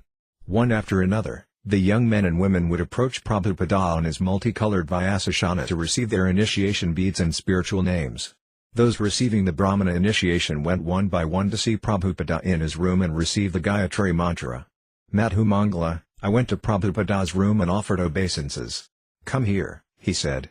So I went and sat close to him. He began teaching me the Gayatri mantra, and I was looking up at him. The sun was right behind his head. He looked like a mountain, like the Himalayas, and I was like a mole, a stone. He was very big, and I seemed very insignificant. Ritananda, Prabhupada turned to face me, and his eyes seemed like limitless pools of an entrancing liquid. I knew he was focused always on Krishna, and his eyes were a reflection of that happiness. He said something to me, and I said, "No, sir." Saying sir to him seemed natural, and he seemed to be happy that I had said it. Then in a very clear, soft, steady voice, he began to teach me the Gayatri mantra. Then he took the sacred thread and put it around my neck and across my shoulder, very gracefully and with such precision in his movements. "Now," he said, "you are a Brahmana." Divi Sakti. Prabhupada had the Gayatri mantra written on a small piece of paper, and as he was teaching it to me he had his eyes closed. I would repeat it word for word after him. When he got to the 3rd line, however, instead of saying Guru Devaya he said the word from the 5th line. I didn't know whether to follow what he had said or just say what was on the paper. So I said what was on the paper, and then Prabhupada immediately realized what he had done and changed it. But I suddenly realized that the perfect chanting of mantras was not so significant. Prabhupada was fully absorbed in thinking of Krishna, and although there may have been some apparent flaw in his pronunciation, he was perfect, regardless. I saw that the real perfection of devotional service was to follow Prabhupada. After I received my Gayatri mantra, I asked Prabhupada if I could ask him some questions, and he said yes. Srila Prabhupada, I said, I haven't been able to serve you in rapt attention. What can I do to serve you?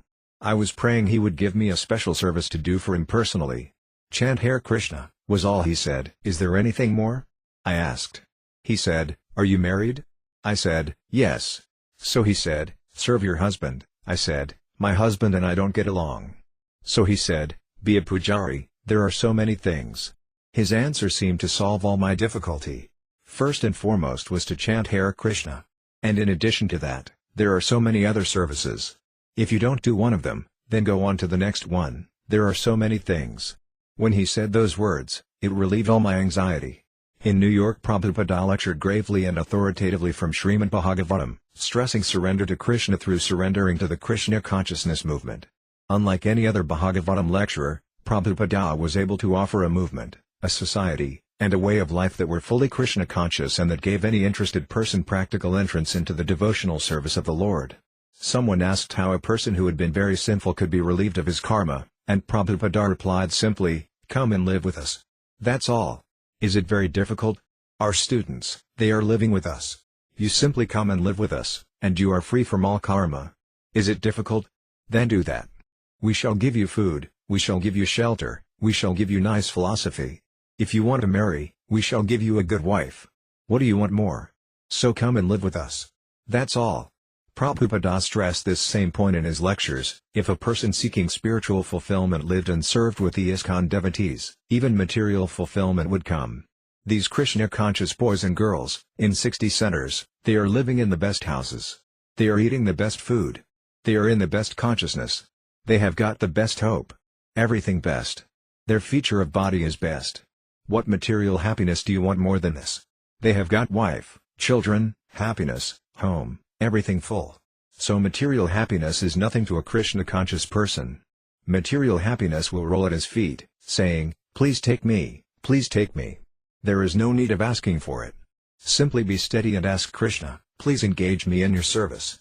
Then your satisfaction will automatically come. Don't bother for material happiness. Nandakeswara asked, what happens to a person out on the street if we just give him one simply wonderful or some prasadam? A sweet made from powdered milk, butter, and sugar and offered to Lord Krishna, Prabhupada, then it is wonderful, simply wonderful. The devotees laughed, he has not tasted such wonderful sweet in his life. Therefore, you give him wonderful, and because he is eating that wonderful sweet, one day he will come to your temple and become wonderful. Therefore it is simply wonderful. So go on distributing this simply wonderful. Your philosophy is simply wonderful, your prasadam is simply wonderful, you are simply wonderful. And your Krishna is simply wonderful. The whole process is simply wonderful. Krishna acts wonderfully, and it is acting wonderfully. Who can deny it? Kirtanananda Maharaja, Prabhupada is simply wonderful. While Prabhupada continued in New York, poised to leave for London in a few days, his secretary mentioned that many U.S. centers were still vying for his presence. Prabhupada casually remarked that if any center could arrange a good lecture program and pay his travel expenses plus $1,000, then he would go there before leaving for London. Hearing this, the devotees in Gainesville, Florida, determined to meet Prabhupada's transcendental challenge. The temple president, Pradayananda, assigned an uninitiated devotee, David Lieberman, to find a sponsor at the University of Florida willing to pay $1,000 for Prabhupada to come and speak. David visited every student organization on campus until he found a donor. Prabhupada agreed to come, even though his secretary informed him that the flight would lay over 2 hours in Atlanta and then continue to Jacksonville, a 1.5-hour car ride from Gainesville. Atlanta, July 29, 1971. The 10 residents of the recently opened Atlanta temple arranged to receive Prabhupada during his layover at the Atlanta airport. They prepared a large feast and decorated the Eastern Airlines VIP lounge with fruits, flowers, and garlands. Bilogal, although Śrīla Prabhupada was not big physically, he immediately captured the consciousness of the entire Atlanta airport when he entered. Everyone was watching as he walked, with his head held high, his cane moving gracefully with every step. The airport is one of the busiest in the country, but everyone who saw Prabhupada looked at him in amazement. Airport officials voluntarily began clearing a path for Prabhupada to walk. But what was even more amazing was that he was so submissive to such insignificant disciples as we. Prabhupada entered the VIP lounge with his disciples and about 20 Indian guests. Confronting the portable Vyasashana atop a marble table, Prabhupada declined, the seat seemed unsteady. But the devotees assured him that it was sturdy, so Prabhupada climbed up, sat down, and began leading a kirtana. After speaking for about 15 minutes, Prabhupada concluded his lecture. This is not sentimental chanting, but it is based on the soundest philosophy, Vedic literatures. We have got so many books, and you can buy them in our bookstore. Where's the bookstore? There was a long pause. The devotees had remembered fruits, flowers, the chair, the feast, invitations to the Indians, but they had forgotten Prabhupada's books. Prabhupada continued to wait for an answer to his question, until finally the senior disciple, Janamehaya, replied, "Prabhupada, we usually have a bookstore." Was all Prabhupada said. Again a long silence. "So," Prabhupada said, looking to the audience, "any questions?" Prabhupada chatted with the Indians, asking their names and where they were from in India. Most of them were young men with families and treated him respectfully, like a grandfather or a revered Swami. One Indian man, about 35, mentioned that he was getting his PhD in biology. "Oh, biology," Prabhupada said. Poor frogs." Everyone in the lounge, except the biologist, burst into laughter. No, the biologist protested, embarrassed. "Why poor frogs?" "Because you are killing," Prabhupada said. "But it is for the advancement of knowledge," said the biologist. "So it is worthwhile. It is for the advancement of knowledge." "All right," said Prabhupada, "if I ask you now, will you give your body for the advancement of knowledge?" Everyone in the room began to laugh. Yes, I would." The man replied. But the more he protested, repeating, "Yes, I would," the more ridiculous he seemed, and the harder everyone laughed. "How many species of life are there?" Prabhupada asked. 50 million, the biologist replied. "Oh?" said Prabhupada. "You have seen them all?" "No." "How many have you seen?" "Perhaps 5,000. "And you are wrong," Prabhupada said. "There are 8,400,000 species of life. We have scientific knowledge from the Vedas." Bilogal, after Prabhupada took prasada, we performed a play for him. The play was The Brahmana and the Cobbler. I played Vishnu. It was terrible. I had to be Vishnu, and my wife had to be Lakshmi. I was lying down as Lord Vishnu, and my wife was massaging my feet. Prabhupada kept looking at me, and I thought he must be thinking, "Who is this rascal playing Vishnu?" My feeling was, this is not very good. I shouldn't be doing this. I was very embarrassed to be in front of Prabhupada like that. Jayasena was Narada Muni, and he offered obeisances about 100 times throughout the play. Because Prabhupada was there, Jayasena was constantly offering obeisances to everyone and anything. So although he was playing Narada Muni, he offered obeisances to the cobbler. But some of the Indians spoke up. They were a little taken aback that Narada Muni, such a great saint, was offering obeisances to a cobbler, who is ordinarily a very low-class person. So at this point Prabhupada interrupted and began to explain. "Actually," he said, "it is all right that Narada Muni has offered obeisances to the cobbler, because the cobbler is a Vaisnava. Any Vaisnava can receive obeisances, more than a Brahmana," he continued, narrating the play. He told the story, and we continued acting. It was ecstatic. As Prabhupada was leaving the lounge to board his flight for Jacksonville, a lady in a wheelchair, the mother of one of the devotees in Atlanta, raised herself up and threw herself at Prabhupada's feet. With tears in her eyes, she cried out, "I am dying of cancer. Save me! Save me!" Śrīla Prabhupada bent down and put his hand on her head. "That is all right," he said comfortingly. "That is all right." As Prabhupada, garlanded with red roses and magnolias, walked down the corridor toward his plane, the devotees thought that Prabhupada appeared majestic, like a king. He emanated a golden effulgence, and he seemed powerful, yet humble. The devotees felt spiritual strength and pledged to follow Prabhupada's teachings. They last glimpsed him walking across the airfield toward the small plane that would take him to Jacksonville. His saffron silk dhoti and kurta blowing in the breeze, he turned to them and waved. Gainesville, July 29, 1971. Śrīla Prabhupada asked how fast the car was going and how long it would take them to get to Gainesville. 65 miles per hour, the driver said. It would take an hour and a half. Prabhupada observed the scenery along the highway, pine forests, marshes, exotic birds, an occasional armadillo foraging near the highway. Lotuses and lilies grew wild in the canals along the roadside, and bright sunshine warmed the clear air. Gainesville was a side trip for Prabhupada, a special day of preaching. He had left Syamasundara, his secretary, in New York and brought with him only Aravinda, his servant. He had come for a day to bring the mercy of Lord Chaitanya to yet another city. When the devotees had picked him up at the airport, he had appeared grave. But on catching sight of the devotees he had smiled wonderfully, and then, turning to Hridayananda, he had asked, which way? He was like a transcendental fighter, asking to be pointed toward the battle. Prabhupada walked along a flower-sprinkled pathway and into the temple, a rented house near the University of Florida campus. In the temple room he stood a moment, studying a crude but sincerely executed painting of Lord Chaitanya and his associates. Hridayananda asked Prabhupada if he would like to rest, and he nodded. While the devotees performed kirtana, Prabhupada retired to his room, returning later to sit on the large blue velvet Vyasasana in the small temple room. In addition to Prabhupada's disciples from Gainesville, Miami, Tallahassee, and New Orleans, many university students and other guests were also present. "It is so nice to see so many young boys and girls here," Śrīla Prabhupāda began, "in this remote corner of the world, so far away from the birthplace of Lord Chaitanya." Prabhupada lectured about the saving grace of chanting the holy name of the Lord. One of his disciples, he said, had been present when his mother was dying. Because he had been telling her about Krishna and Hare Krishna, she said to her son in her last words, "Where is your Krishna? Is he here now?" And then she died. For her uttering the holy name and thinking of Krishna, Prabhupada said, she would go to the spiritual world. After Prabhupada finished his talk, a girl reporter from the university newspaper raised her hand. "I see almost all young people here," she said. "Why is that?" Prabhupada replied with a question, "Why are there so many young people in the university?" The girl reflected a moment. "Well, I guess that's the age for education." "Yes," Prabhupada said, "so this is the age for Krishna consciousness.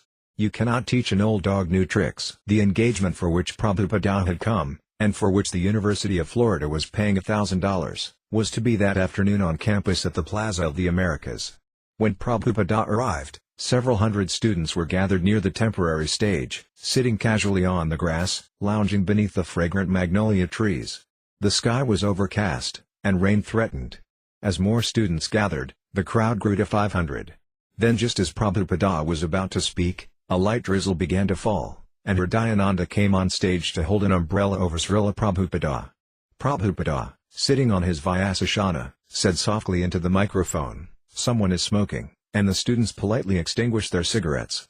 No sooner did Prabhupada begin his lecture, however, than a dog started yapping. Prabhupada paused.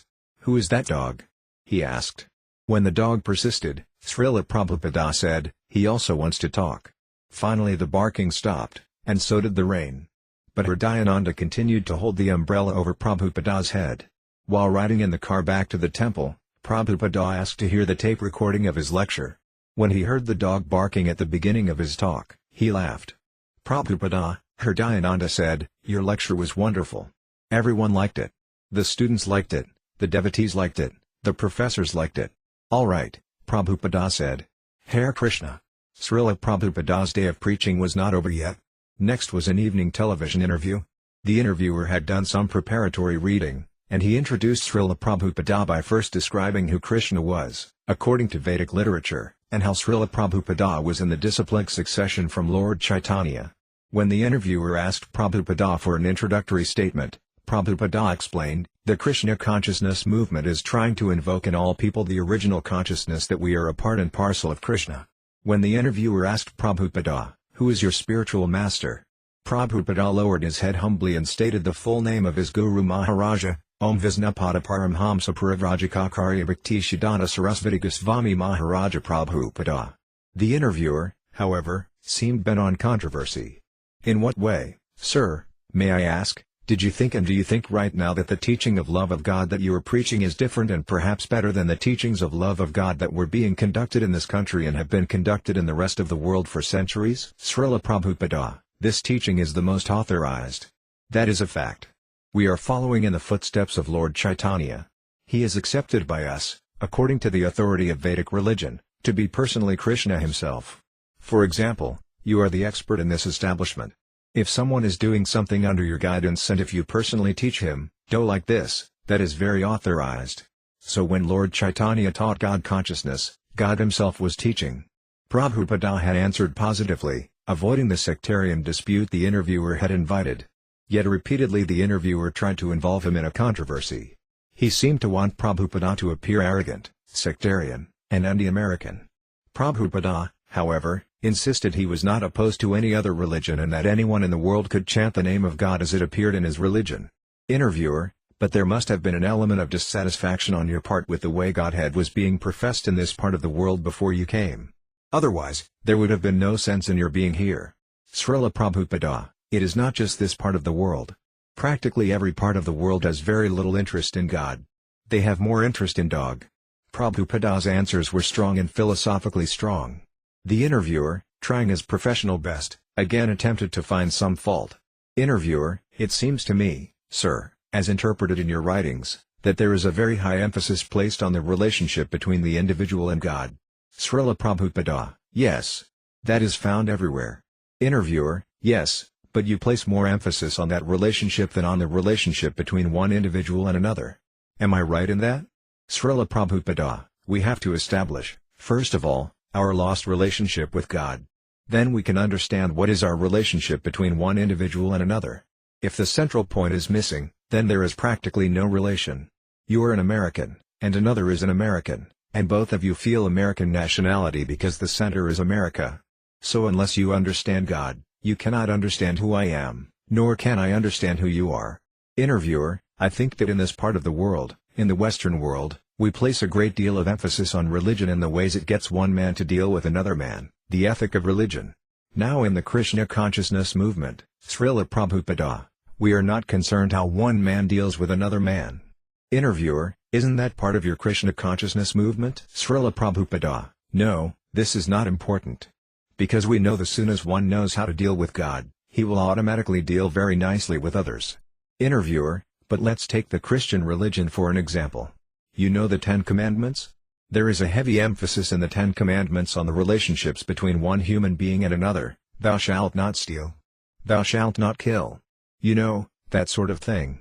Srila Prabhupada: but I say that Jesus Christ never said and never meant that thou shalt not kill refers to only human beings.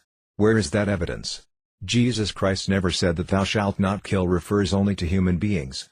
Thou shalt not kill any animal. Interviewer: any life? Srila Prabhupada: any life. That is religion. Interviewer: it has never been interpreted that way. Srila Prabhupada: you have interpreted it differently, but he said, thou shalt not kill. He never said, thou shalt not kill amongst human beings. Why do you interpret it that way?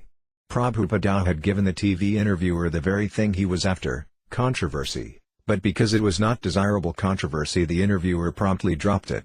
Instead, he asked Prabhupada how one could recognize a true follower of Krishna consciousness by his behavior. He'd be a perfect gentleman, Prabhupada said, that's all, therefore, I prohibit my disciples to eat meat. Interviewer: to eat meat? Srila Prabhupada: yes. And therefore I prohibit illicit sex life. Therefore I prohibit intoxication. They do not even smoke, what to speak of other intoxication. When Prabhupada said that whoever observed these 4 rules would become a perfect gentleman, the interviewer asked whether there was a place for women in the religion. Prabhupada replied that women and men had the same rights and followed the same principles. The interviewer asked whether Prabhupada was encouraged or discouraged, and Prabhupada said he was encouraged because so many devotees were joining. The interviewer doubted that many were joining, since out of 200 million Americans, only 24 devotees were present in the TV studio. When you sell diamonds, Prabhupada replied, you cannot expect that everyone will purchase. As a final question, the interviewer asked if Prabhupada had any major complaints about American society. Srila Prabhupada: I have no complaint. These boys and girls are very nice. I am, rather, encouraged that these boys and girls are hankering after something nice. They are frustrated. So now, since they have the best thing, they are coming. The interviewer asked Srila Prabhupada and his followers to chant Hare Krishna, and within half a minute they were off the air. The hot studio lights went out, and the engineers started talking among themselves. The interviewer bid Srila Prabhupada a polite farewell. He had no intention of continuing their talk, but Srila Prabhupada continued preaching. On camera or off camera made no difference to him. He saw the interviewer not merely as a television personality but as someone to receive Krishna's mercy. The two had been sitting very closely for the interview, and Prabhupada now leaned toward the interviewer and said, let me ask you one question. If you have some disease and you want to cure this disease, what is the best way to go about it? By asking a friend or by going to a medical doctor and asking how to cure this disease? Would you go to a friend? The man replied, "Yes." Prabhupada shook his head. "You would go to a friend?" Again the man said, "Yes." The interviewer was not concentrating, so Prabhupada patiently repeated his example. "Try to understand," he said. "If you have some disease, then would you go to a medical doctor or would you go to a friend?" The man could not grasp the point, so Prabhupada answered, "No, you would not go to a friend. You would go to a physician, one who knows the answer. That is the spiritual master." They talked a while longer, and finally Prabhupada and the devotees left. It was almost midnight, and Prabhupada went to his room. When he had first arrived in Gainesville he had agreed to initiate the 5 eligible candidates and had even taken their japa beads. But now the day had passed, there had been no initiation, and Prabhupada still had 5 strands of beads. Joseph and Sam, who had come all the way from New Orleans, and David Lieberman and his wife, Adrienne, and a Gainesville boy named Gary were all in anxiety. They had stayed up, talking among themselves, wondering whether Srila Prabhupada would hold an initiation ceremony in the morning, before he left. Aravinda told them there would be no time for a ceremony in the morning, but that he would ask Srila Prabhupada when they could have their beads back. He went to Prabhupada's room, leaving the devotees to sit and talk about Srila Prabhupada. When Aravinda returned, he surprised everyone by announcing, "Prabhupada is going to give you your beads now. He is going to give you your initiation in his room." The devotees excitedly hurried to Srila Prabhupada's room. Prabhupada sat on his bed. He wore no shirt, only his dhoti, which he had pushed up high on his thighs and tucked under himself, like a loincloth or gamcha. His body was smooth and glowing. The devotees sat on the floor around his bed while he held their beads in his hands and chanted. Prabhupada handed Gary his beads. "So your name is now Dharma Dāsa. This means one who is a strict follower of all religious principles." "Dharma, I was actually very nervous, and I was practically shaking, because I was afraid I would do something wrong in front of Srila Prabhupada. I was so nervous practically I couldn't even hear properly. But I was very happy to have been accepted by Srila Prabhupada. I knew, of course, there was no question of ever leaving the movement now. I never wanted to leave anyway, but now this was official. Even if I had considered it before, now there was no question of it." Then there was Joseph from New Orleans. "What is his name?" Prabhupada asked Aravinda. Aravinda read from a sheet, "Bhagavata Dāsa." Prabhupada smiled and said, "Oh, Bhagavata Dāsa. Very good. There are 2 things. There is the book Bhagavata, Srimad Bhagavatam and Bhagavad Gita, and the person Bhagavata, who follows perfectly those teachings. He is a living manifestation of the book Bhagavata. And you are Bhagavata Dāsa. That means you are the servant of the book Bhagavata and the person Bhagavata. Bhagavata, I always wanted a name that meant I was the servant of the Guru. So when I heard this, I was very happy." Prabhupada started to hand me my beads, but then he pulled them back and asked, "And what are the 4 regulative principles?" So I told him, and he said, "Very good." Then he went to hand me my beads again, but again he pulled them back. He asked, "How many rounds do you chant?" I was very proud, because I had been chanting 20 rounds a day for about 5 months, so I sat up real straight and said, "You're supposed to chant 16 rounds a day, Srila Prabhupada. But I chant 20. Srila Prabhupada just turned away from me and said, "That's all right." It was like he was saying, "Don't get puffed up." Then he turned to me and said, "Here are your beads." Handing Dave his beads, Prabhupada said, "Your name is Amarendra. This means the best of the immortals." He named Adrienne Gayatri Dasi and Sam Suvrata. When Suvrata stood and Prabhupada noticed he was not wearing neck beads, he withheld the chanting beads and said, "You have no neck beads. Where are your neck beads?" Prabhupada turned to Bhagavata Dāsa. "You also have no neck beads?" Bhagavata thought that Prabhupada was going to take his chanting beads back, so he hid them against his stomach. Then Prabhupada turned to the senior devotees in the room, criticizing. "What is the matter with you?" he said sternly. "You are leaders, and you don't know these things? Don't you know that you must put neck beads in giving initiation?" The senior devotees were frightened by Prabhupada's anger. "We are sorry, Prabhupada," someone said.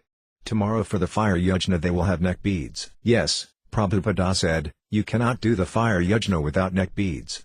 They must have neck beads." Although it was midnight, Prabhupada asked if the devotees had any questions. Bhagavata Dāsa raised his hand. "How is it that we are on a transcendental platform but sometimes we are affected by the 3 modes of nature?"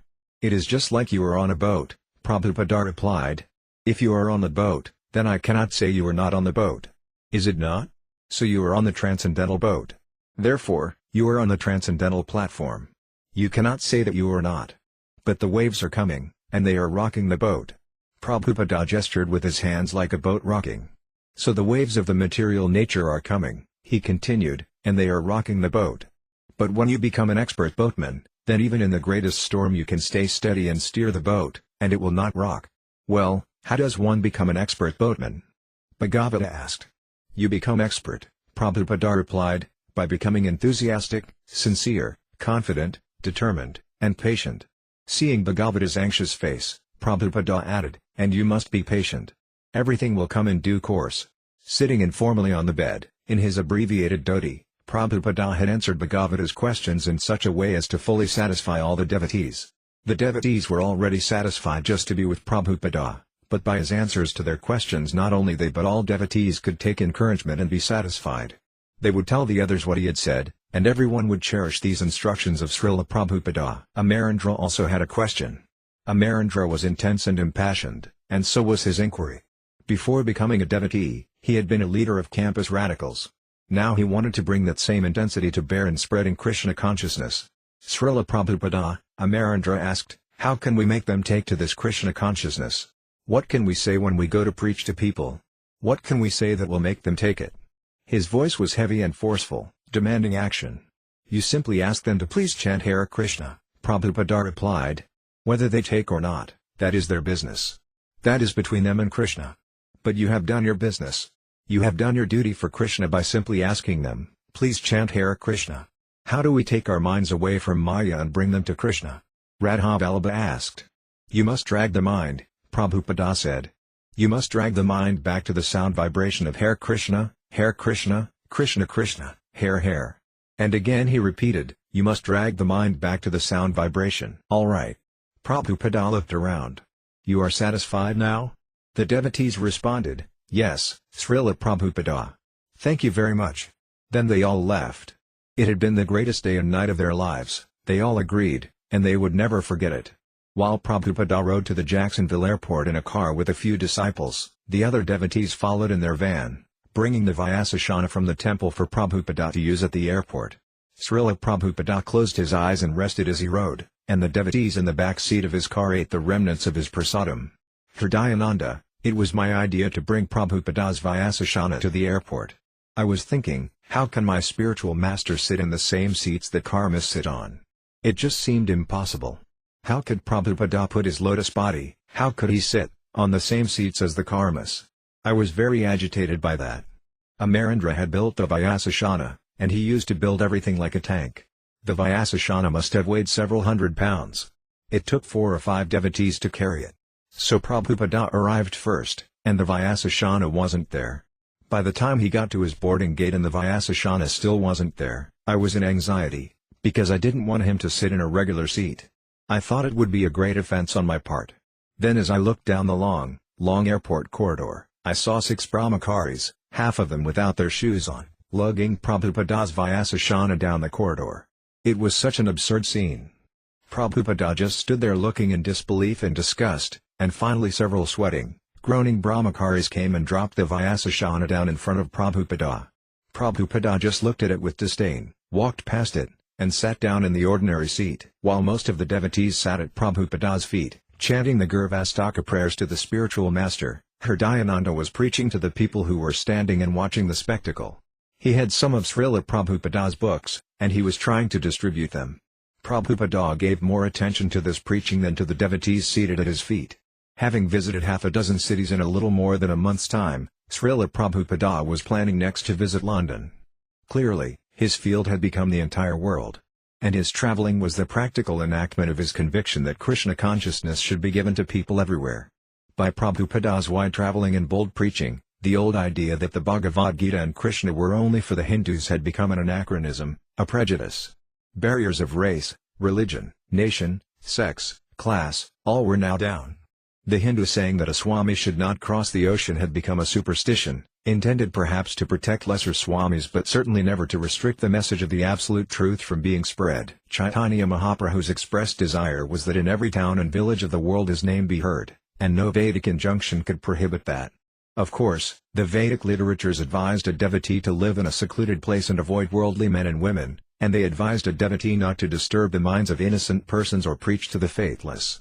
According to one Vedic injunction, a devotee should not even see the face of a non-believer. Such rules and regulations, however, intended mainly for the protection and purification of the neophytes, were superseded by a stalwart Ācārya acting on a higher principle of compassion. And in support of that higher principle Lord Krishna had promised, "My devotee shall never be vanquished."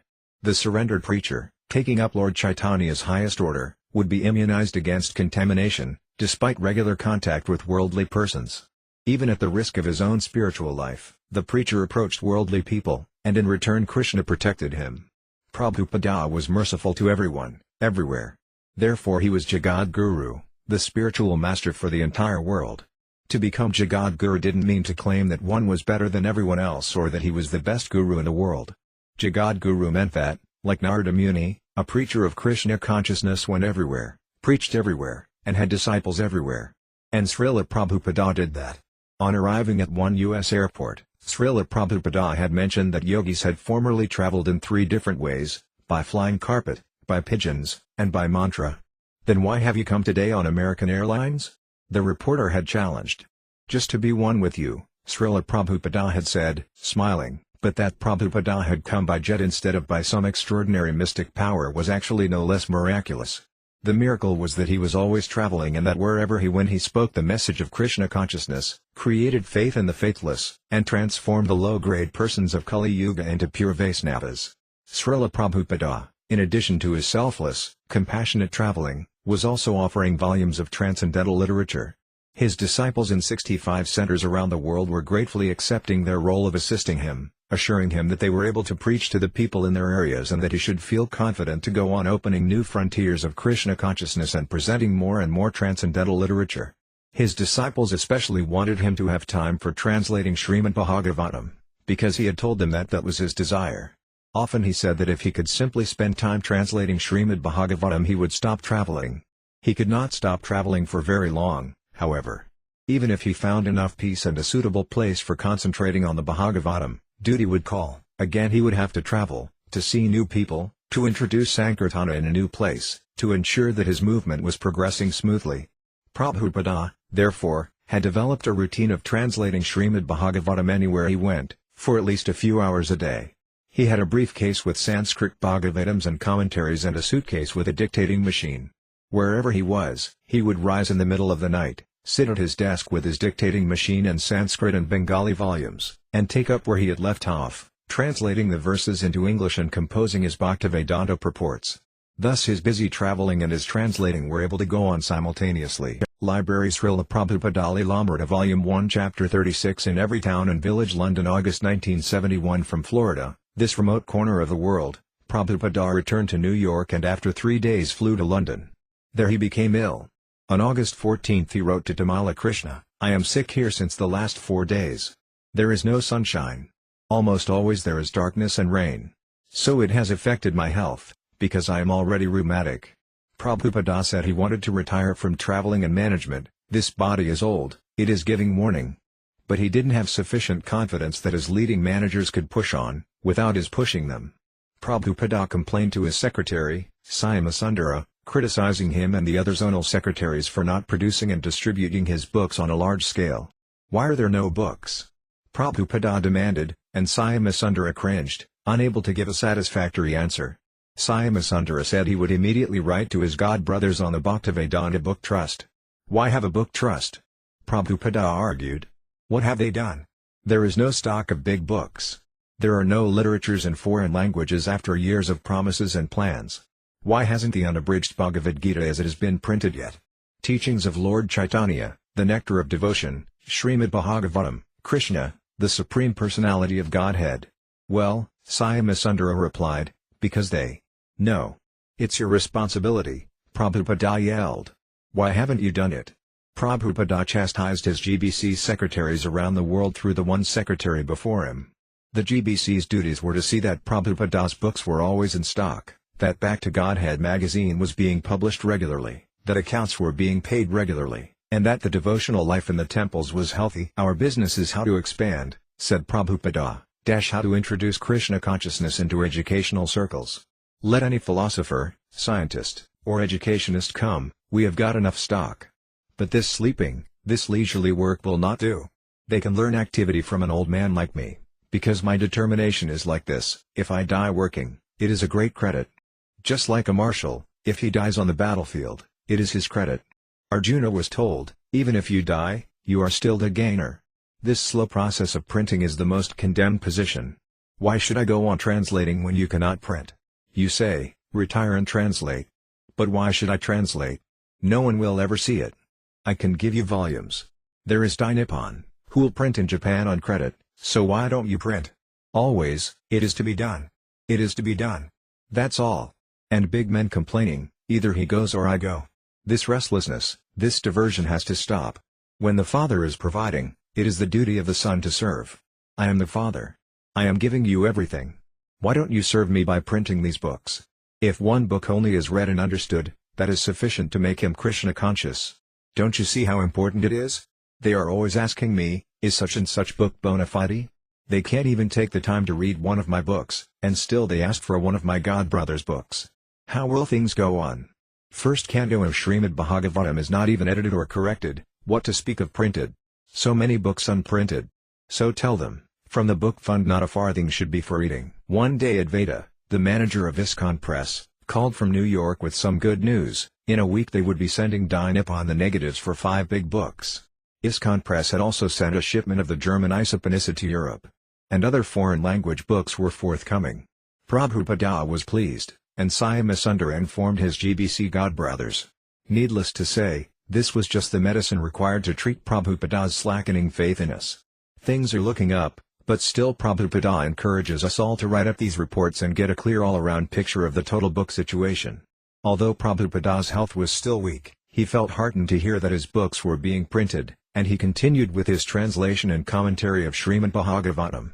Rancor, one night I was up very late, 1 o'clock in the morning. As I came in I saw that Prabhupada's lights were on in his front room, and I could hear his voice speaking into the dictating machine. I came up the stairs, being as quiet as I possibly could so Prabhupada wouldn't know that I was up so late. But as I passed his door I couldn't resist the temptation to just stop and listen for a while. I tried looking through the keyhole, but I couldn't see anything. So I just listened to Prabhupada's voice as he was dictating Srimad Bhagavatam. Then all of a sudden he stopped. I supposed he was just thinking about what he was going to say next. But then I got the feeling that he knew I was out there, listening through the door. I became frightened and went up the stairs as quietly as I could, although the stairs creaked. Everyone was asleep, not only the temple, but practically the whole city of London, at 1 o'clock in the morning. But Prabhupada was awake and translating. He had been speaking quietly, but with a voice of great strength and determination. All during the day he was under pressure to organize things and see people, and yet at night, the one time when he could have some peace and quiet, he was up dictating. In London Prabhupada began a book on the Western philosophers, beginning with Socrates. Every morning Syamasundara would present a synopsis of a major philosophy to Prabhupada, and for several hours Prabhupada would discuss the philosopher's major points from the light of Krishna consciousness. Daily Syamasundara was busy transcribing the morning discussions and preparing the next philosopher. On August 14 Śrīla Prabhupada observed Janmashtami, the birthday of Lord Krishna. On the next day, Prabhupada's own 75th birthday, a paperback book of collected homages by his disciples arrived. Many of the Vyasa Puja homages praised Śrīla Prabhupada for his extensive traveling to deliver fallen souls all over the world and for the vast scope of his merciful preaching. This year you have been traveling to India personally speaking and managing ISKCON and showing us the meaning of Ācārya by example. And now you are traveling and inspiring the devotees and centers in the US and Europe. At Vyasa Puja time we, your intimate children, are gathered at your feet to tell you our feelings as best we can. By your blessing, we can go forth from this Vyasa Puja gathering of 1971 and, all devotees together as one great ISKCON, without faction, truly perform the work with our thoughts, words, and deeds. Let us go and distribute this literature of Śrīla Prabhupada's, Krishna's message, kindly delivered to the Western countries. Let us cooperate without ill feelings among ourselves. Let us very strictly observe all the regulative principles and stay as pure representatives. Let us celebrate pure Sankirtana and magazine distribution to please you. All glories to Śrīla Prabhupada. All your disciples pray that you will remain in our presence for many years to come, and by our cooperation you will be able to spend time writing volumes of Bhagavatam while we carry on the program and mission of your Guru Maharaja. Prabhupada's ill health continued. I was sick for 4 or 5 days, now I am a little better, but the disease is prolonging in a different way. I cannot sleep at night more than 2 hours, and during the day sometimes I am feeling some dizziness. Otherwise everything is alright. I am chanting Hare Krishna as usual and writing my books regularly. Sundara, Aravinda and I were sleeping right outside of Prabhupada's room. I was on a lower bunk bed, and I heard Sundara. It was a really urgent sound, and I woke up so hard that I hit my head on the bunk above. I ran into Prabhupada's room. As I was opening the door, he collapsed in the doorway. I caught him. He felt so light, like a little doll, and his face was gray. I took him over to his bed and thought, oh, my God, what's going on? He was shivering. I turned the electric heater way up and put it next to his bed. I covered him with a lot of blankets and waited. He was just still. His eyes were closed. Finally he said, Sundara, go get me some black pepper. He described how to make a black pepper paste. Rub it on my forehead, he said. So I ran down to the kitchen and prepared it and came up and put it on his head. I asked him, what's wrong? I don't believe he made a response. He closed his eyes and appeared to be asleep. I slept there by him on the floor for a while. At some point in the night, he said, you may go back to your room. I'll be all right. He stayed in bed until about 8 or 9 o'clock the next morning. And then he was just completely well, like nothing had happened. His spirit was so strong that although he had encountered devastating blows to his body, he had come right out of it. I could tell it wasn't a physical event. He had made a full recovery from what must have been something close to death. One day while meeting with an Indian man, a Mr. R.B. Pandya from Mombasa, East Africa, Prabhupada mentioned his illness. Mr. Pandya said he owned a house on the ocean at Mombasa, where it was always sunny and warm, with pleasant sea breezes, a perfect place for Prabhupada to recover his health. Mr. Pandya invited Prabhupada to go and live there as long as he liked. Taking the offer seriously, Prabhupada began to think of going to Africa, not only for health, but for preaching. 3 months ago he had sent Brahmananda Swami and Jagannavasa to East Africa, so a visit there would encourage them as well as enable Prabhupada to work personally at expanding the Krishna consciousness movement on the African continent. Prabhupada sent Bhavananda and Narayana from London to Mombasa to see if it would really be possible for him to stay there as Mr. Pandya had suggested.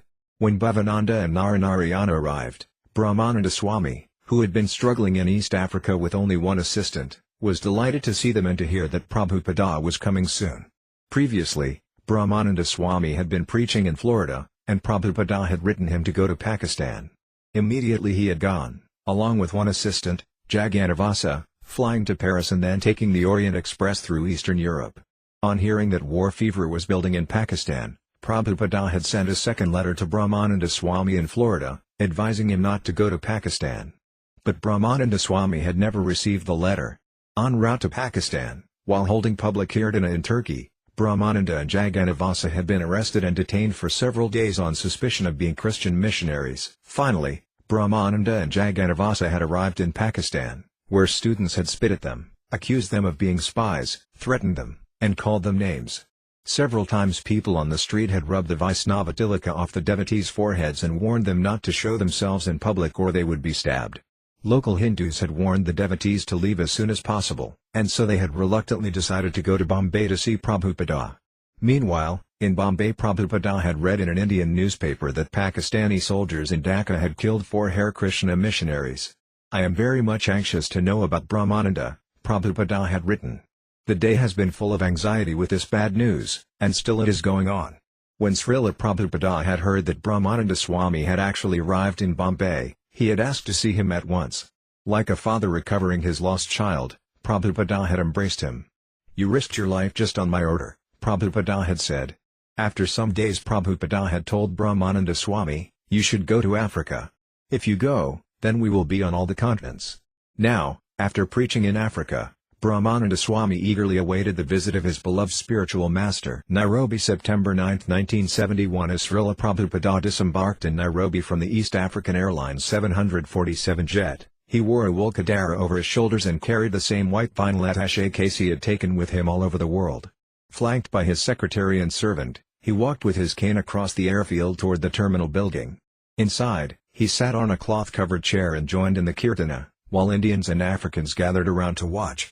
Kulbhusana, a journalist and friend of Brahmananda Swami's, approached Prabhupada with questions. He asked Prabhupada what he had come to teach, and Prabhupada answered, "Modern civilized man has forgotten his relationship with Krishna, or God, and is therefore suffering. Whether you are Hindu, Muslim, or Buddhist, that doesn't matter. Unless you re-establish your relationship with God, you cannot be happy." "Have you come only for Hindus?" asked Mr. Busana.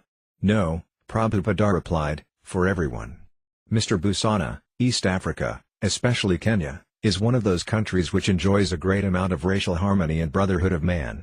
"What is your special message you can bring to Kenya?" Śrīla Prabhupada, "That brotherhood of man can be complete when they are in God consciousness.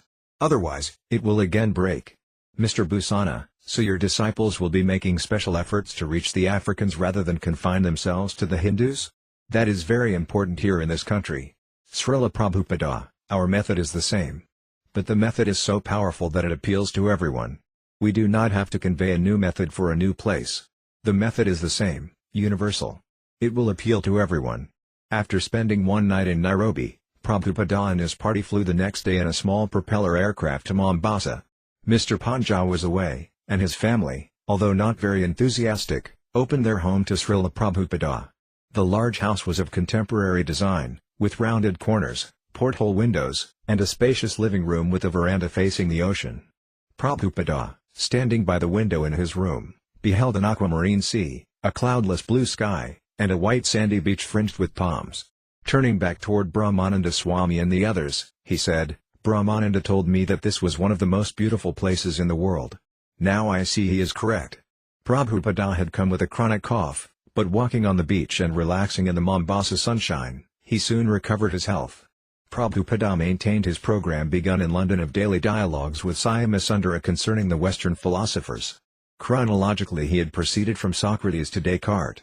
Swami, he is saying, "I think, therefore I am." First of all, he has discovered that I am. This was his innate basis for truth. In his time there was no real authority. Prabhupada, "But this is not big knowledge.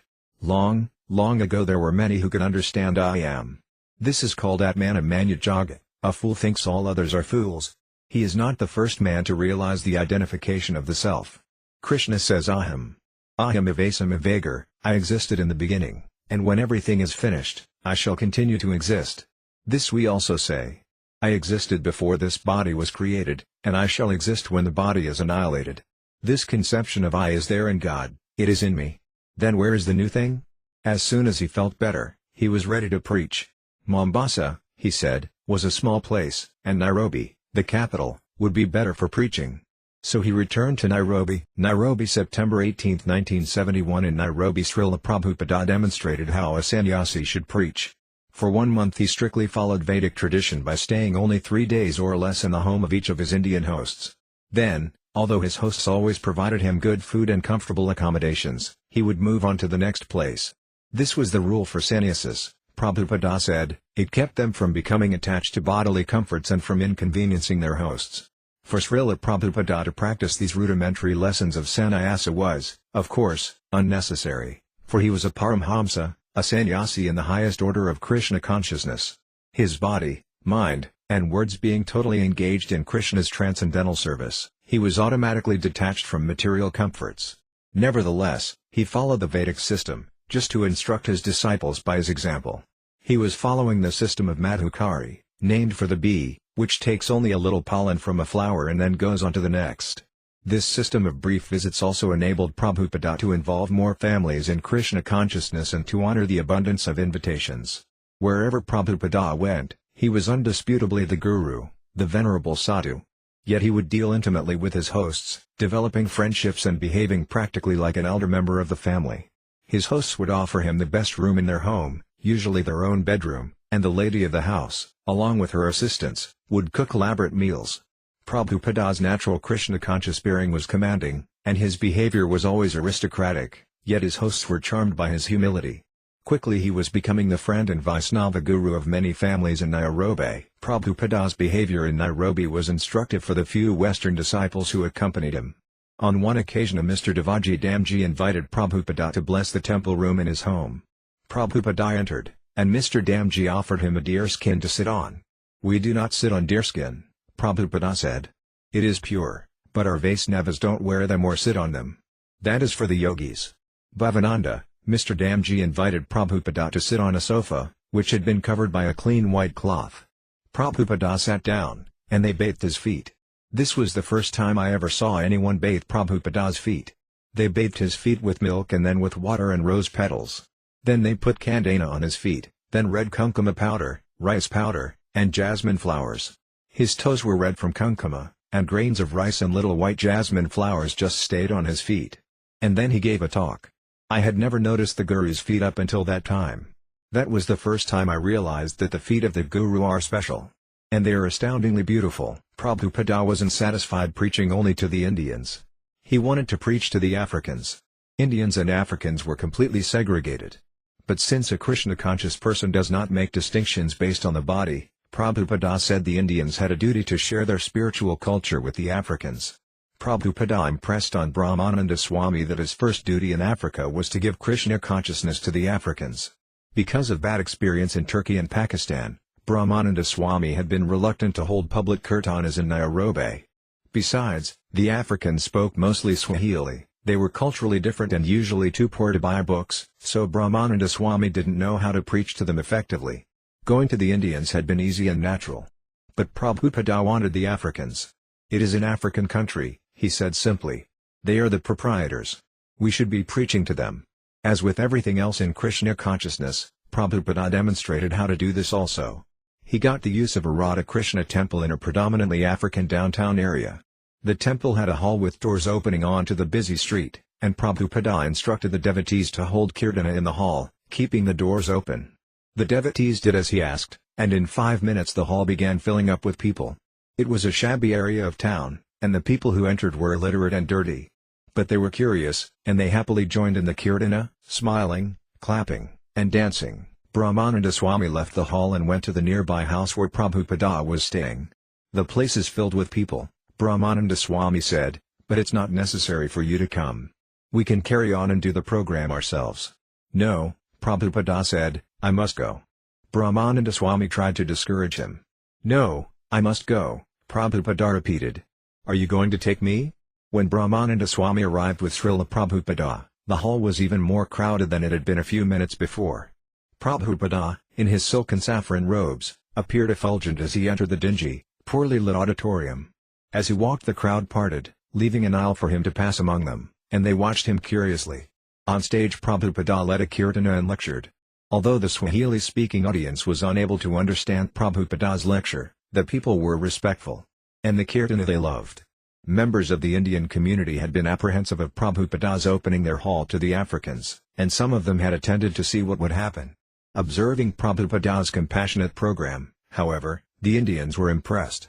Such an apparently simple program had the spiritual potency to erase cultural boundaries. This should be Brahmananda Swami's mission in Africa, Prabhupada insisted, offering Krishna consciousness to the Africans. And the program should be simple, distributing prasadam, distributing free books, and chanting Hare Krishna with drums and karatalas.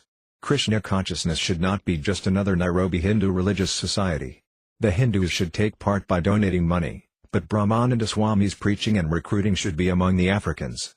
When several black American disciples joined Prabhupada in Nairobi, Prabhupada told them, 400 years ago your ancestors were taken away from here as slaves. But just see how you have returned as masters. Prabhupada also organized Nairobi's first outdoor kirtana performance. The devotees went to Kamakunji Park's largest tree, a historical landmark connected with Kenyan independence. As they stood chanting beneath the tree, a large crowd gathered, and many began chanting. Some even danced in a sort of tribal shuffle. One young man stepped forward and offered to translate Brahmananda Swami's speech into Swahili. The devotees distributed sweet bundi, and the people in the crowd really enjoyed themselves. The whole affair was a great success. Rushing back to Prabhupada, Brahmananda Swami reported on the wonderful kirtana in the park. Brahmananda felt the same emotion as in 1966 when he had reported to Prabhupada the success of the first kirtana at Washington Square Park in New York City. Now, as then, Brahmananda Swami had followed Prabhupada's instructions, and the results had been successful. Prabhupada, by his personal example and by his pushing Brahmananda Swami, had within a few days changed the emphasis of preaching in Africa, from Indians to Africans. The night of Śrīla Prabhupada's lecture at the University of Nairobi, 2,000 African students filled the auditorium, with hundreds more standing outside to look in through the doors and windows. First Prabhupada had Bhutavana, a black American disciple, deliver a short introduction, using some borrowed Swahili phrases. Harambe, he began, which means welcome, brothers. Let us work together. Then Prabhupada spoke. The whole world is simply hankering and lamenting. You African people are now hankering to be like the Europeans and Americans. But the Europeans have lost their empire. They are now lamenting. So one party is hankering, and one party is lamenting. We have come to these African countries to invite all intelligent Africans to come and understand this philosophy and distribute it. You are trying to develop yourselves, so develop very soundly. But don't imitate the Americans and Europeans, who are living like cats and dogs. Such civilization will not stand. The atom bomb is already there. As soon as the next war breaks out, all the skyscraper buildings and everything else will be finished. Try to understand from the real standpoint, the real view of human life. That is the Krishna consciousness movement, and we request you to come and try to understand this philosophy. Thank you very much. The audience burst into applause, giving Prabhupada a standing ovation. This response proved once again that Krishna's message spoke to the heart. It was for all people, regardless of their political, geographic, or social predicament. When Prabhupada had first landed at the Nairobi airport, he had assured the reporter that he would be preaching to the Africans. And now he was. He was delivering to the Africans the same message in the same process of devotional service he had delivered to the Americans. What the Americans wanted and what the Africans wanted could be realized only in Krishna consciousness. Krishna consciousness would work anywhere, if sincere and intelligent persons would only come forward and help distribute it. Prabhupada continued with outside speaking engagements. While appearing on the popular TV show Mamboleo, Prabhupada displayed a painting of Lord Chaitanya dancing and chanting with his devotees. The interviewer asked Prabhupada why only Caucasians appeared to be in the picture. Well, there are many colors in India, Prabhupada replied. And who is the central figure here? The interviewer asked. This is Sri Chaitanya Mahaprabhu, Prabhupada replied. He is God. He cannot be God. The large, burly interviewer retorted. What do you mean he is God? This is a human being. But Prabhupada became even more aggressive than the interviewer. Why do you say he cannot come as a human being? Why God cannot come as a human being? In another of his many Nairobi lectures, Prabhupada stressed that peace was possible only on the spiritual platform. Krishna consciousness alone would unite the present factions. For instance, in Africa the Indians may be satisfied with their own methods, but the Africans are not satisfied. So if one is dissatisfied in material life, then another is satisfied, and there will be a disturbance. But if you come to the Krishna conscious platform, if you engage yourself in the transcendental loving service of the Supreme Personality of Godhead, then your mind and soul will be fully satisfied. Prabhupada went on to explain his plans for helping Africans. We have come to Africa to educate the people, not only Indians or the Hindus, but also the native people, the local population. I am glad that our people are going to Sankirtana party in the streets, as we go everywhere, in London, in New York, and all the big cities of the world. We are trying to lead our Sankirtana parties through the streets, and the local African boys and girls and gentlemen are gathering. They are receiving this movement, so there is every possibility of spreading Krishna consciousness everywhere. This movement has come here, so I request that those who are present try to cooperate with the Krishna consciousness movement. And I am sure that the African boys and girls will take part in it, as you have experienced. We have a great many African boys and girls as our students in America, so there is no difficulty. It is not that because one is very busy, therefore he cannot serve God. Or that because one is poor, or black, or white, that he cannot serve God. No. Anyone who takes to the process of pure devotional service will never be checked. Prabhupada also asked his audience to help the devotees establish a center in Nairobi. We must have a place to stay. Unless we stay, how can we prosecute the movement? Therefore, help us immediately. Give us a place and see how things improve. You have already tested this movement and found that it has been successful all over the world. Why not in Africa? We are not a sectarian group. We don't consider whether one is African or American. In Nairobi, Prabhupada heard of a new law in Tanzania that after 10 years all private property would automatically become the property of the state and that the owner would be entitled to only a 10% reimbursement. This was a typical Kali Yuga law, Prabhupada remarked. The state passes a law with no reasoning and no benefit for the people. The state should protect the people, Prabhupada said. In Vedic history, during the misrule of the demoniac King Vina, the sages and brahmanas had become very disturbed and had punished him, The sadhu's duty was to make sure the kings ruled justly. But today, nowhere in the world were political affairs in order. There was no sane philosophy to guide society. We must begin to interfere, Prabhupada urged his disciples. Now we are 500 men, and we each have 50 years. So think of what we can do. But you must become dedicated as I am. Sometimes a Vaisnava is criticized as doing nothing. But Arjuna and Hanuman were Vaisnava warriors. When the high court judges wear tilaka, then we are successful, my Guru Maharaja said that. My god brothers were forgetting temples, some rice, eating a little, chanting. But for us, first we work, then samadhi. The word samadhi technically refers to a state of trance, in which one is completely absorbed in Krishna and forgets the material world and all material desires.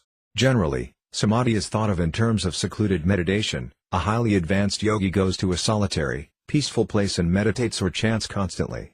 But Prabhupada demonstrated by his life's example that the world situation was too urgent for a devotee to retire and meditate. Rather, a devotee should labor hard to increase the Krishna consciousness movement. This would benefit both the devotee and the masses. Prabhupada's disciples, therefore, as servants of their spiritual master, should work now, and later, perhaps in old age and spiritual maturity, they could retire to a holy place to constantly chant and hear about Krishna. Prabhupada emphasized work. Yet what was that work? At least for Śrīla Prabhupada, propagating Krishna consciousness was samadhi itself. Samadhi didn't have to be limited to sitting in a solitary place. The full meaning of samadhi implied complete absorption in the loving service of Krishna, with the senses, mind, and intelligence fixed in trance. Thus in samadhi one could be active, traveling, preaching, distributing back to Godhead magazines, chanting in the streets. If a devotee always thought of Krishna and worked on behalf of Krishna, then he was the topmost yogi. This had also been Lord Krishna's advice to Arjuna, remember me, and at the same time fight.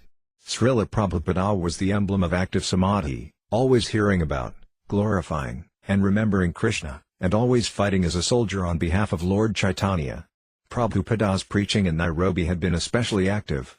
He had established Krishna consciousness in a new city, setting the example for Brahmananda Swami to emulate, showing the standard for spreading Krishna consciousness throughout the continent. And Sundara was keeping his GBC godbrothers informed of Prabhupada's amazing activities.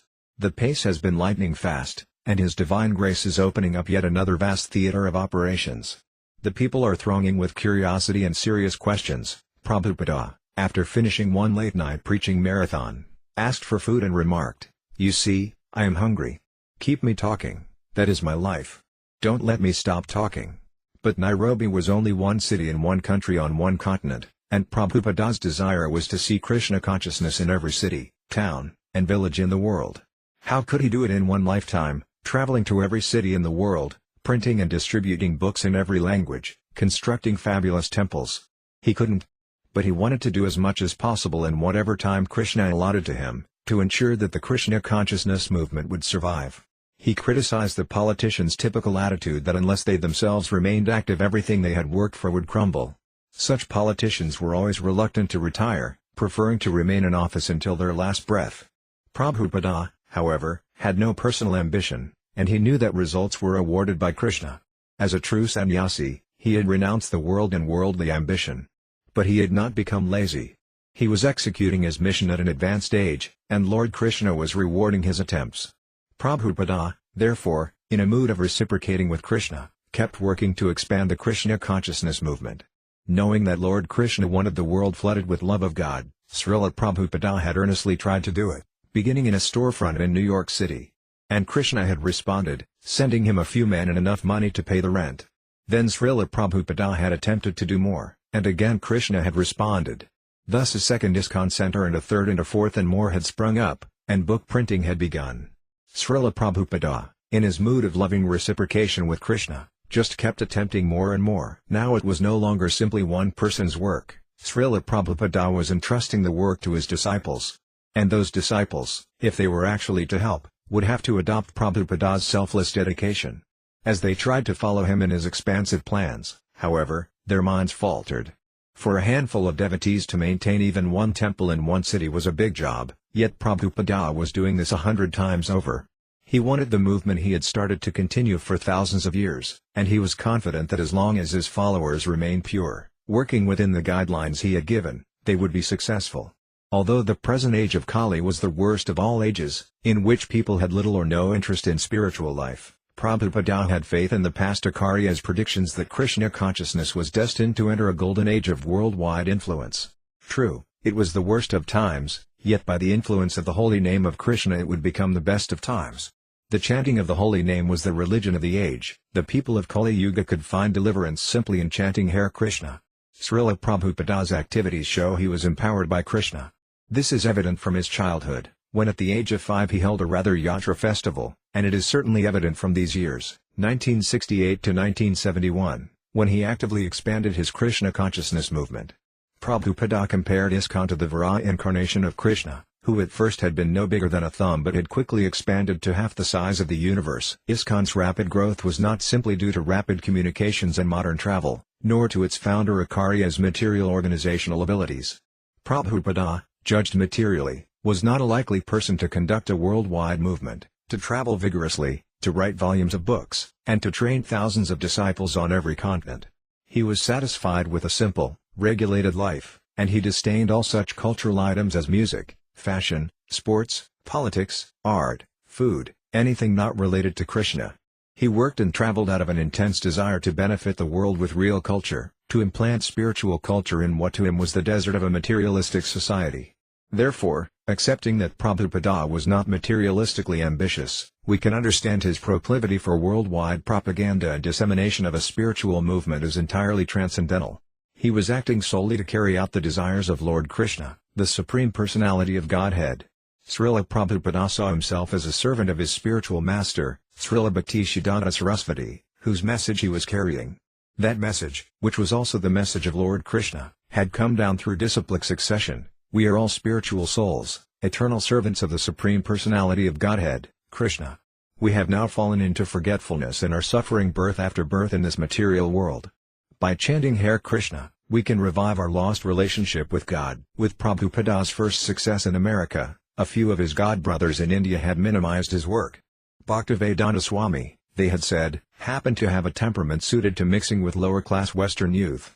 The fact, however, as Prabhupada's own experience testified, was that the young people among whom he preached were not particularly receptive, nor had he arrived timely and welcomed, simply to discourse on Srimad Bhagavatam to throngs of submissive disciples. He had been successful because of his great patience, tolerance, and compassion. It was not, therefore, the advent of the jet plane, although Prabhupada gladly took advantage of it, nor was it happenstance, nor luck, nor even a social or historical phenomenon that enabled Śrīla Prabhupada to spread Vedic culture from east to west and back again. No. It was the will of Krishna and the sincerity of his servant. Chaitanya Charitamrita states that unless one is possessed of Krishna Sakti, special power from God, one cannot propagate the chanting of the holy name. Kali Kalara Dharma, Krishna Nama Sankirtana Krishna Sakti Vina Na Tara Pravartana. The fundamental religious system in the age of Kali is the chanting of the holy name of Krishna. Unless empowered by Krishna, one cannot propagate the Sankirtana movement. cc. Andhya 7.11. This verse describing Lord Chaitanya Mahaprabhu also describes Lord Chaitanya's servant, Śrīla Prabhupada. Had Śrīla Prabhupada not been empowered by Krishna, he could not have inspired so many people to accept the chanting of Hare Krishna. According to Vedic literature, when a person has extraordinary spiritual endowment, Krishna Sakti, he is known as a Sakyavasa Avatara.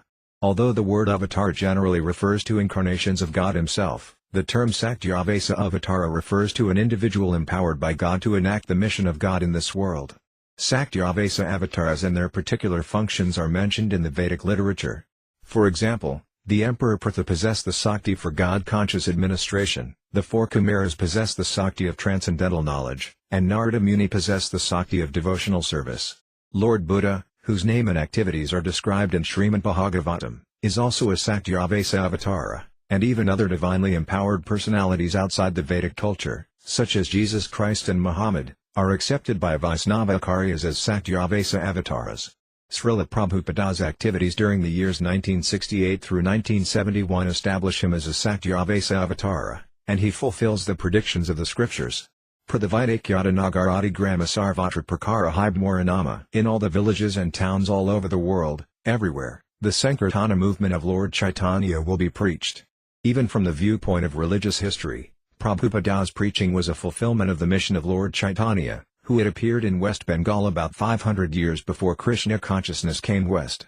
The Vedic literature and the Vaisnava-Acharyas concur that Lord Chaitanya is the original Supreme Personality of Godhead, Krishna himself, appearing in this age as a pure devotee of the Lord. And just as Lord Krishna appeared with his plenary expansion Lord Balarama, Lord Chaitanya appeared with Lord Balarama's incarnation for Kali Yuga, Lord Nityananda. Srila Prabhupada can be appreciated not only generally, as the empowered representative of God, but specifically, as the manifestation of Lord Nityananda. According to Gaudiya Vaisnava philosophy, Lord Krishna manifests himself to the souls of ordinary men through Lord Nityananda. The individual soul requires the help of God to realize God. This help comes by the causeless mercy of Lord Nityananda, who is therefore known as the original Guru. Although Lord Nityananda is the direct expansion of Lord Chaitanya, his pastime is to serve Lord Chaitanya by redeeming the fallen souls. Lord Nityananda and his representative, the spiritual master, do not alter the scriptures or the teachings of Lord Krishna but make them more accessible and understandable. Lord Chaitanya commissioned Lord Nityananda to preach the holy name at everyone's door, and Lord Nityananda's exemplary mood of vigorous, compassionate preaching was also the mood of Srila Prabhupada. As Srila Prabhupada imparted this mood to his disciples, they in turn went out into the streets of cities around the world to distribute to everyone the mercy of the holy name of God.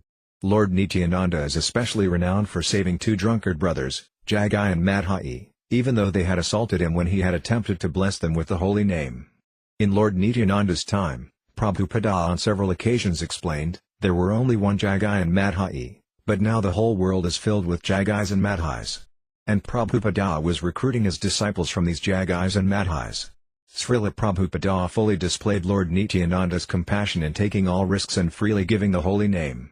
Even Lord Nityananda himself, during his appearance in India, did not approach as many fallen souls as Srila Prabhupada, nor did he approach souls in such degraded conditions of life or in so many rejected parts of the world.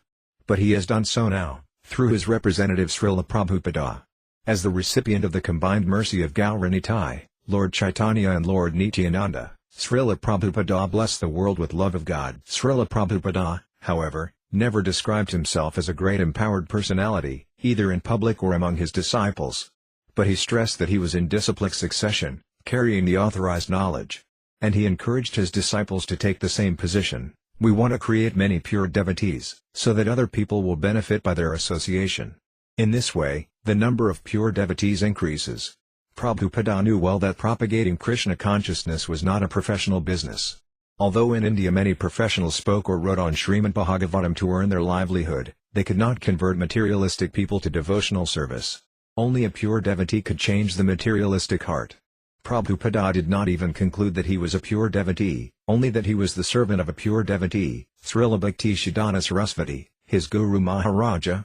Prabhupada prayed that before he left the world he could create a living family of pure devotees to spread the Parampara teachings of Krishna consciousness and protect them from being changed or obscured.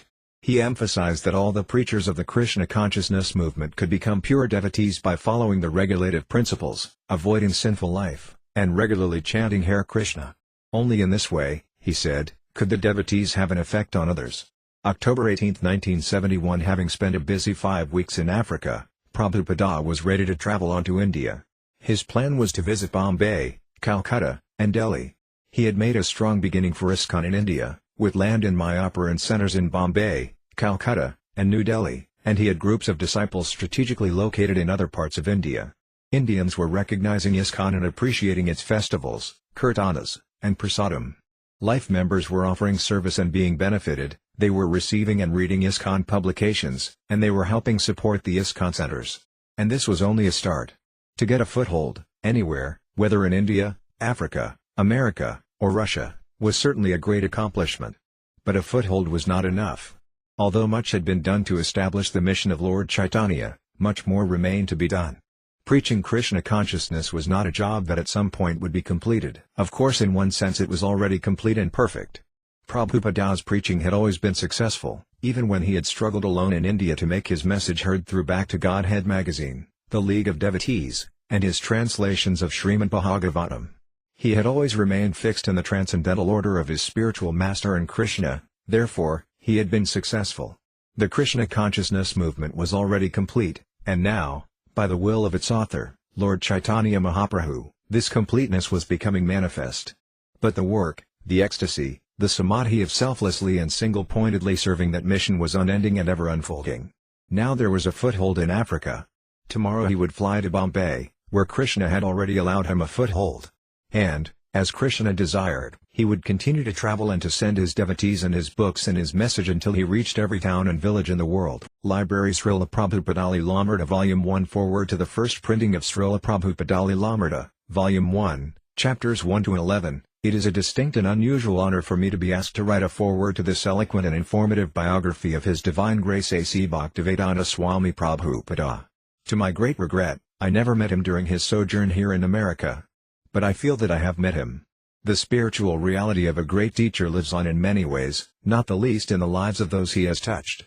Since I have come to know many of Śrīla Prabhupada's disciples over the past years, as well as many devotees who were influenced by him without knowing him personally, I sense a certain acquaintanceship. To write this foreword seems, then, in some measure, like introducing a friend. Although it is not true to say in all cases that a religious movement is the shadow of a great teacher, still there is some measure of truth even in that familiar statement. It will surely help readers of this book understand ISKCON better to know the man who founded it and to be aware of the soil from which he comes.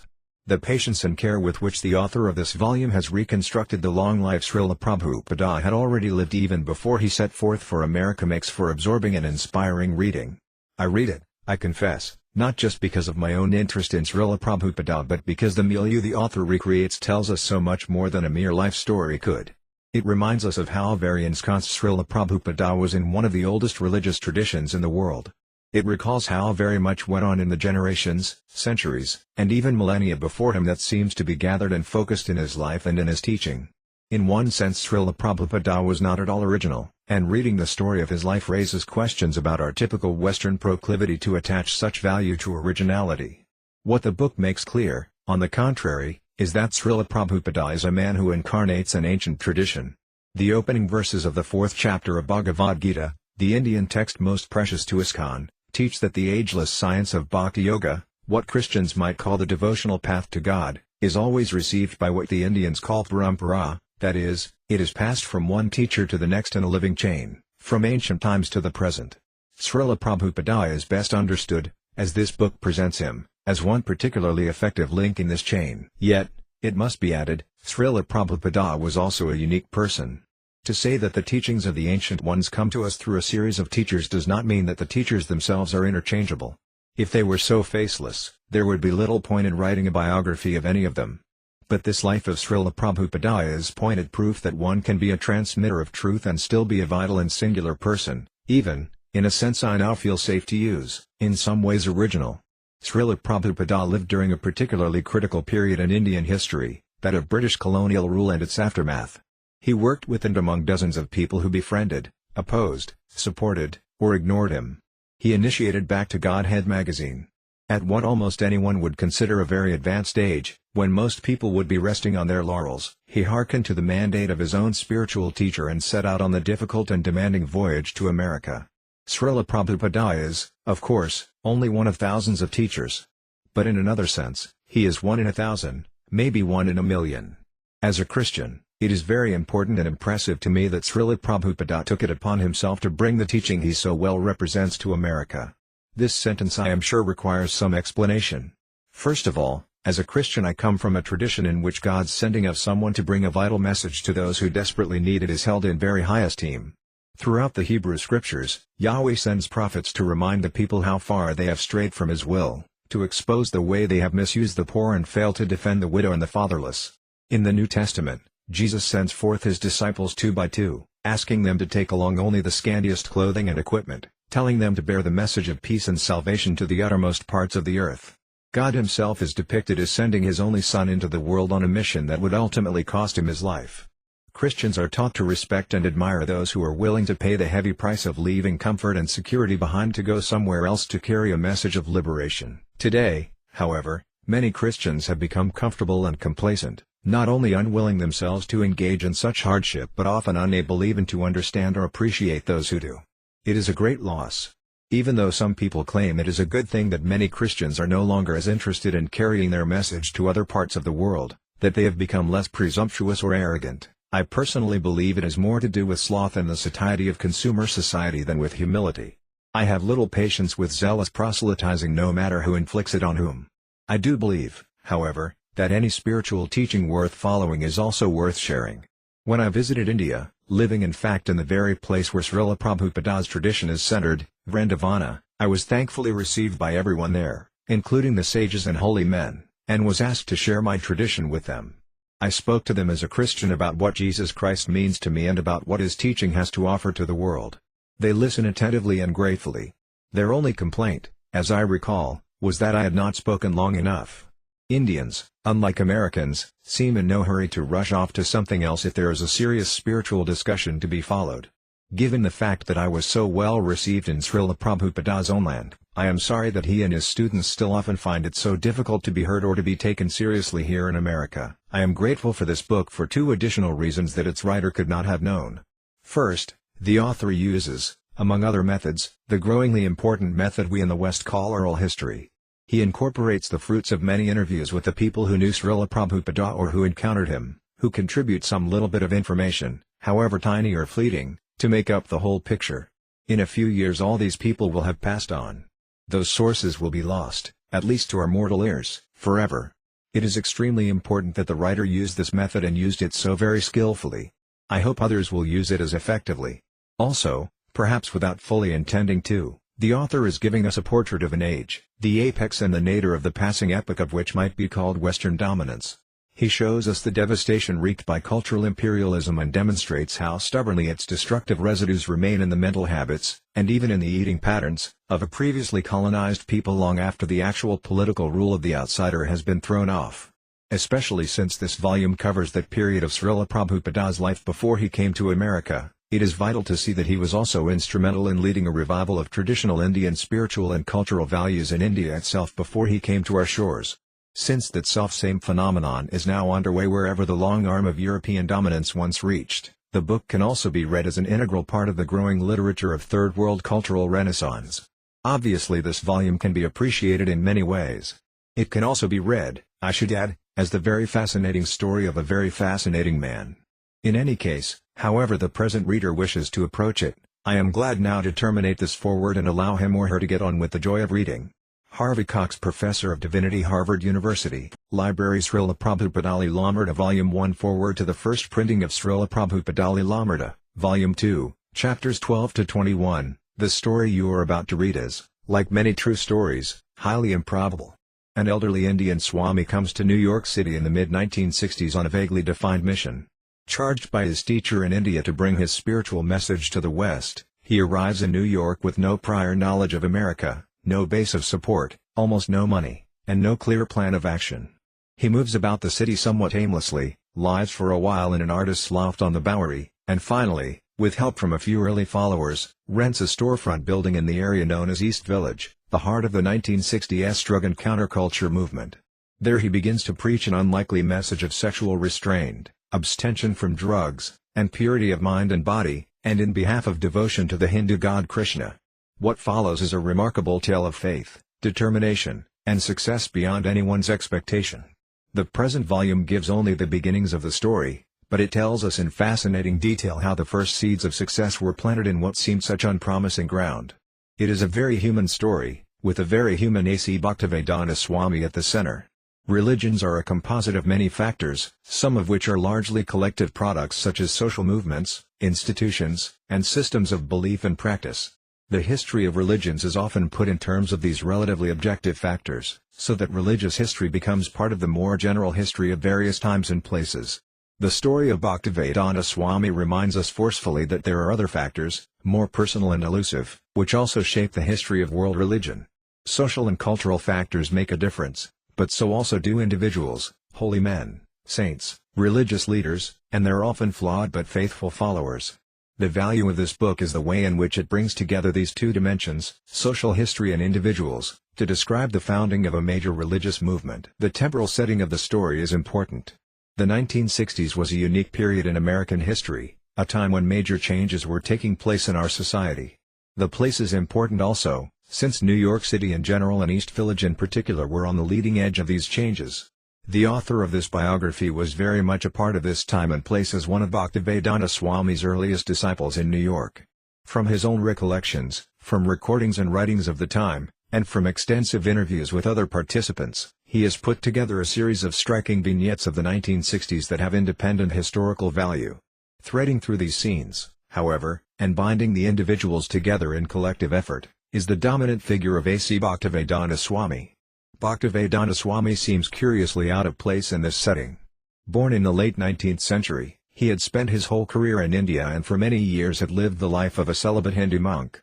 What relevance could he have in the center of American youth culture, where do your own thing was the die for action, and don't trust anyone over 30 was the watchword against authority? The answer to this can best be conveyed in the book which follows. Since spiritual power can never be precisely pinned down, this book will not give a complete answer, nor will all of the massive evidence on which it is based. It is to Bhaktivedanta's credit that he believed in keeping nothing secret, and it is to Satsvarūpa's credit that he has presented the events of this critical period as objectively as possible. Seldom before have we had such an intimate and detailed account of a spiritual master bringing forth a new religious movement, and probably never has there been such a wealth of contemporary data to back it up. Those of us who are historians of religion will be working this rich vein for years to come. Some who read this book will simply enjoy an absorbing story. Others, perhaps more appropriately, will respond in faith or greater commitment to their own religious quest. Whatever your response, this first published volume of a great religious biography will be a rare treat. Dr. Thomas J. Hopkins, Chairman, Department of Religious Studies, Franklin and Marshall College, Lancaster, Pennsylvania. Library, Śrīla Prabhupāda līlāmṛta Volume 1. Foreword to the first printing of Śrīla Prabhupāda līlāmṛta, Volume 3, Chapters 22 to 28. In the course of doing research for my book on the Hare Krishna movement and afterwards, during the late 60s and 70s, I had the good fortune, on several occasions, to meet and speak with A.C. Bhaktivedanta Swami Prabhupāda. I feel honored, therefore, to write the foreword to this volume. This work by Satsvarūpa Dāsa Goswami is an eloquent tribute to the memory of a man who played a central role in American religious history during the countercultural 60s and 70s. It will provide a mine of information to scholars and to anyone else interested in the movement Prabhupada brought to America from India, and in the counterculture itself, the social milieu in which the movement took root and flourished in its early years. In this volume we encounter one of the most important periods in Śrīla Prabhupada's life, as he courageously establishes and develops his movement in San Francisco's Haight-Ashbury district, the counterculture capital of the West Coast. That he, an elderly foreigner with a thick Bengali accent and a relative stranger to Western, what to speak of countercultural, ways could minister so effectively to the hippies of the Haight-Ashbury, where sexual promiscuity and drug abuse were blended into a do-your-own-thing ethic and where bowing to any sort of authority was rejected on principle, gives some indication of his extraordinary ability and fortitude. The author presents a number of brief case histories of some of Śrīla Prabhupada's early followers, personal accounts that illuminate the struggle of many youths to find meaning and an alternative way of life within a counterculture lacking cohesion and direction. Unable to identify with the religious institutions of the establishment, these young people found truth in the message of Śrīla Prabhupada and experiential validation of that truth in the chanting of the Maha Mantra, the divine names of Krishna. In reading these accounts, the reader will be struck with Śrīla Prabhupada's personal qualities, his strength of purpose, his genuine humility, and his deep spirituality, by which he gently led his erring disciples from hedonism to Krishna. He was a practical man. He knew that not all who attended his sessions would become converts. But he believed that even a little contact with Krishna consciousness would bring them tangible spiritual benefit. In this volume we have, in effect, a fascinating close-up study of the process of religious conversion, about which psychologists and sociologists are so intrigued. We witness how Śrīla Prabhupada's disciples gradually changed their ways, accepting moral and spiritual discipline under his compassionate guidance, and we learn of backsliders whose conversions were insufficient to keep them from giving in to sensual temptations. For some of his followers, those with doubts and inner struggles, conversion was a slow or vacillating process. This compelling story reveals much of the process and degrees of conversion. The incidents themselves clearly contradict the loosely made claims of some uninformed critics that the Hare Krishna movement employs some kind of occult mind control. These examples make it sufficiently clear that conversion to Krishna consciousness is a process that engages the full range of intellectual, emotional, and volitional faculties. Although never compromising his lofty principles, Śrīla Prabhupada mobilized existing resources of the contemporary subculture to make the Vaisnava faith better known. Without endorsing the drug abuse of the hippies to whom he was ministering, He dared to have set up and then appear at a mantra rock dance featuring such attractions as Janis Joplin and the Grateful Dead. What a contrast! Amid the intermingling of incense and marijuana smoke and pulsating strobe lights illuminating depictions of KRSN's life, Śrīla Prabhupāda delivered his timeless message of Krishna consciousness. Then, with the aid of poet Allen Ginsberg, he soon had the entire crowd dancing and swaying like rain in the wind as they chanted the Maha Mantra, Hare Krishna, Krishna Krishna, Hare Rama, Rama Rama, Hare. This is also the story of Śrīla Prabhupāda's sacrificial life. He brought his message to America at an advanced age when most elderly gentlemen in India are content to retire in comfort in the bosom of their families. As might be expected, the accumulative strain of traveling, lecturing, and sleeping little while spending his early morning hours translating and commenting on religious texts he was preparing for publication brought illness. His weak health led him to return to India and to his Vedic doctors, in whom he showed considerably more faith than in Western medicine. Still, he was not content to remain in India, and this volume closes with his return to America and to his anxiously waiting disciples. Perhaps more than anything else, this volume reveals those extraordinary personal attributes of Śrīla Prabhupāda that elicited such deep reverence and affection from his disciples.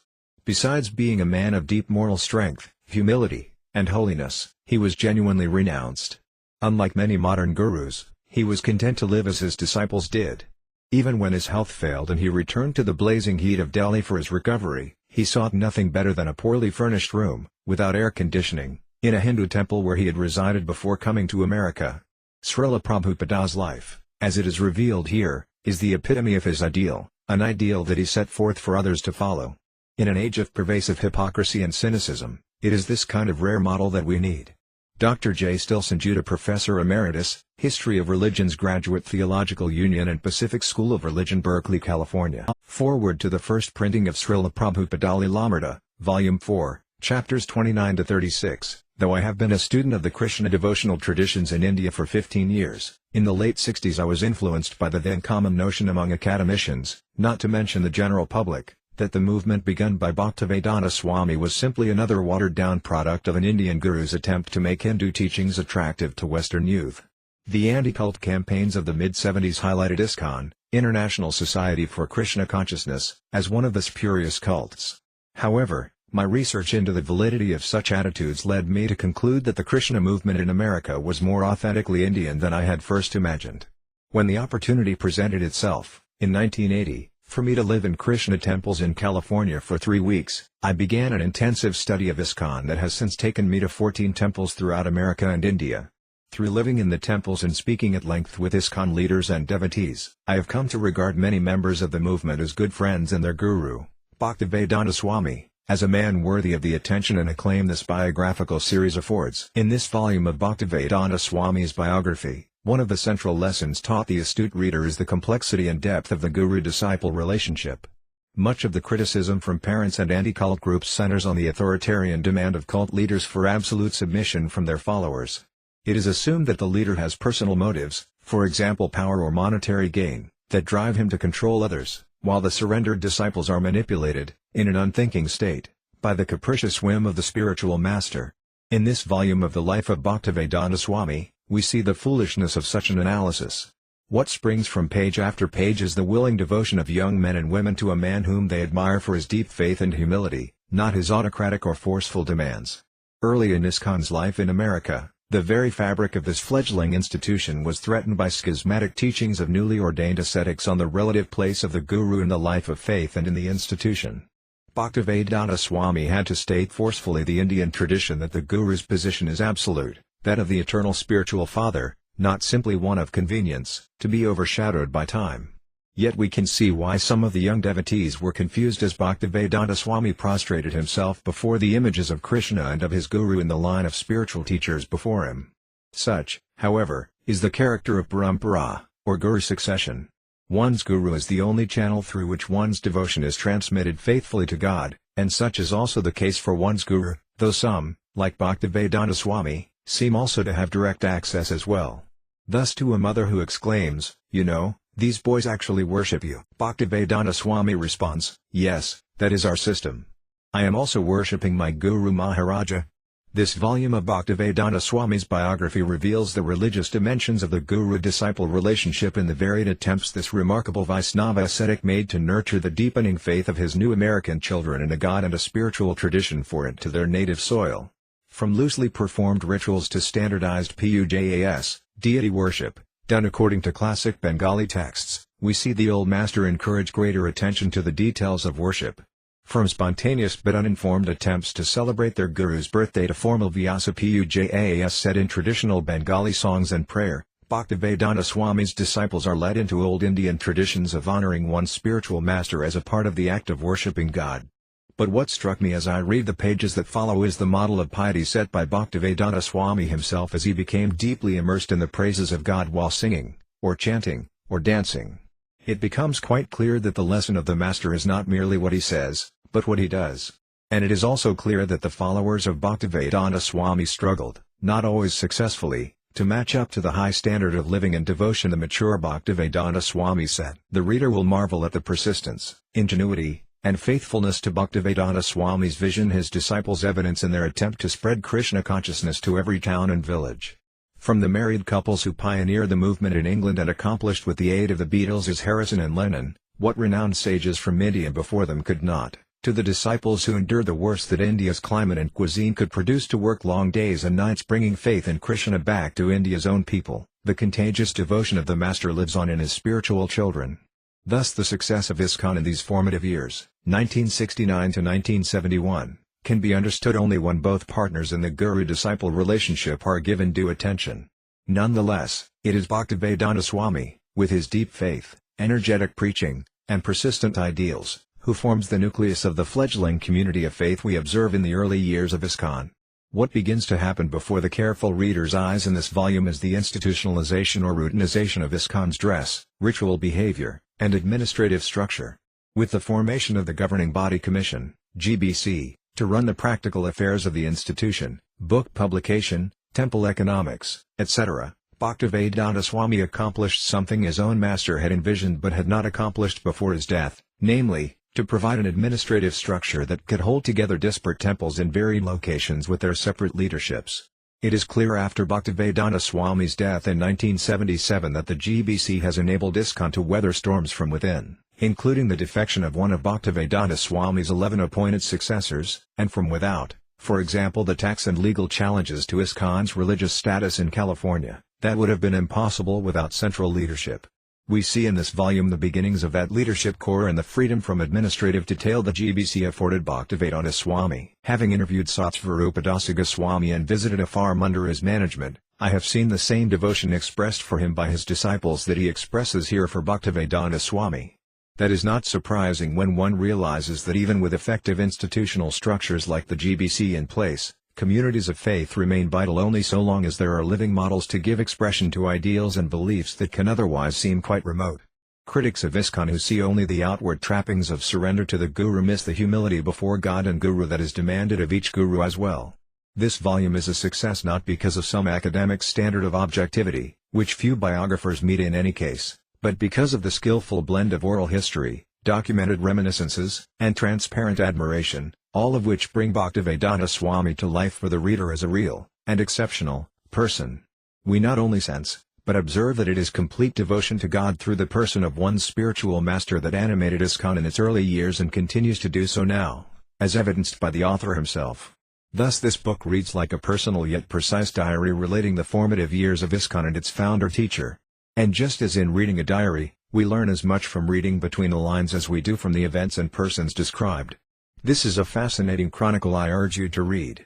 Dr. Larry D. Shin Danforth, Professor of Religion, Oberlin College, Oberlin, Ohio. Prayer to the Lotus Feet of Krishna. Refrain: Krishna Taba Punya Haba Bhai Punya Korab Jay Brother Unikasi Haba Dhruva Adi Buli Tomatai. Translation: I emphatically say to you, O brothers, you will obtain your good fortune from the Supreme Lord Krishna only when Srimati Radharani becomes pleased with you. Sri Siddhana Saraswati, Sasi Sudha Priyadi, Krishna Sabaya Jaratula Se Samahanda Guru, Jagader Mudayoru, Krishna Bhakti Daitai. Translation: Sri Srimad Bhakti Siddhanta Sarasvati Thakura, who is very dear to Lord Gauranga, the son of Mother Sasi, is unparalleled in his service to the Supreme Lord Sri Krishna. He is that great, saintly spiritual master who bestows intense devotion to Krishna at different places throughout the world.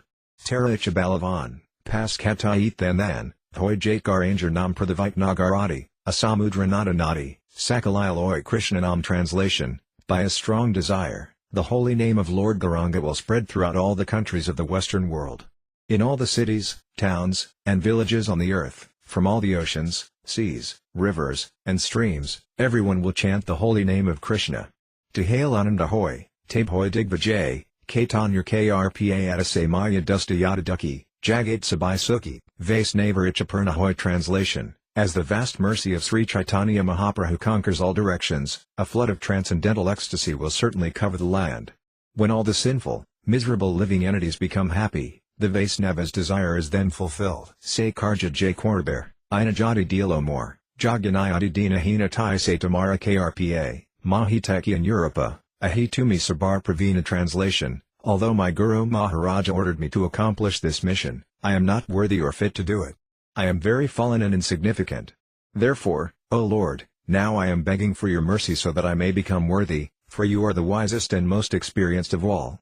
Tamara Se Sakti Pele, Guru Sabaya Baschumail, Jibana Sarnak Jadi Hoy Se Seva Pale, to hail Sukhi Hail, Tabasong Gabagyate Malloy. Translation: if you bestow your power, by serving the spiritual master one attains the absolute truth, one's life becomes successful. If that service is obtained, then one becomes happy and gets your association due to good fortune. Evam Janam Nipatitam Prabhavahi Kupe Kamabhi Kamamanuya Prapadan Prasangat Kritvatmasat Sarasina Bhagavan Gita Soham Katham Nu Visrajtava Brichasivam. Translation: my dear Lord, O Supreme Personality of Godhead, because of my association with material desires, one after another, I was gradually falling into a blind well full of snakes, following the general populace. But your servant Narada Muni kindly accepted me as his disciple and instructed me how to achieve this transcendental position. Therefore, my first duty is to serve him. How could I leave his service? Prahlada Maharaja to Lord Nrsimhadeva, Srimad Bhagavatam, July 9, 2028, Tumi More Surya Sathi, Paliyamayar Lati, Kayachi Janmajanmantare Hi Puna Isa Joga, Jadi Hoy Jaga Joga, Tu Parai Tuam Alibar. Translation: O Lord Krishna, you are my eternal companion. Forgetting you, I have suffered the kicks of Maya birth after birth. If today the chance to meet you occurs again, then I will surely be able to rejoin you. Tomorrow Milane Bai, Abar Se Sukapai, Gakaran Guri Din Bor Kata Bain Shudachuti, Bain Kai Ludaputi, Se Din Ka Babe More. Translation: oh dear friend, in your company I will experience great joy once again. In the early morning I will wander about the cowherd pastures and fields. Running and frolicking in the many forests of Raya, I will roll on the ground in spiritual ecstasy. Oh, when will that day be mine? Ahise Subyain, Tamara Smarana Bila, Baro Asida Kilam Tyami Tamara Nitya Dāsa, Tai Koriate Asa, Tumi Bina Anagati Nai. Translation: today that remembrance of you came to me in a very nice way. Because I have a great longing I called to you. I am your eternal servant, and therefore I desire your association so much. O Lord Krishna, except for you there is no other means of success. Markan Bhagavata Dharma, written at Boston Harbor, September 18, 1965, Baro Krpa Kali Krishna Adhamar Pradiki Laji Anili Hethakoro Abegati. Translation: my dear Lord Krishna, you are so kind upon this useless soul, but I do not know why you have brought me here. Now you can do whatever you like with me. A Kichu Karjataba Anu May Naakino Anabineugrasthane. Translation: but I guess you have some business here, otherwise why would you bring me to this terrible place? Rajas Tamo Gunirasabaya Kanabasu Deb Kadarusi Na Se Persona. Translation: most of the population here is covered by the material modes of ignorance and passion. Absorbed in material life, they think themselves very happy and satisfied, and therefore they have no taste for the transcendental message of Vasudeva. I do not know how they will be able to understand it. Tab Jati Taba Krpa Hoya Haya Tuki Se Kalai Sambhava Hoya Tumi Se Kautuki. Translation: but I know your causeless mercy can make everything possible, because you are the most expert mystic. Ki Bhave Buj Hail Tara Buj Se Rasa Ada Krpa Koro Prabhu Kori Nijabasa. Translation: how will they understand the mellows of devotional service? O Lord, I am simply praying for your mercy so that I will be able to convince them about your message. Tamara Ikai Sabahoy Maya Basa Tamara Ikai Nasamaya Parasa. Translation: all living entities have come under the control of the illusory energy by your will, and therefore, if you like, By your will they can also be released from the clutches of illusion. Tabachahoy jadi tadra uter bujhib niskite tabe kadase tomar. Translation: I wish that you may deliver them. Therefore if you so desire their deliverance, then only will they be able to understand your message. Bhagavatar kadase taba avatar dhira hyasuna jadi kane bar. Translation: the words of Srimad Bhagavatam are your incarnation, and if a sober person repeatedly receives it with submissive oral reception, then he will be able to understand your message.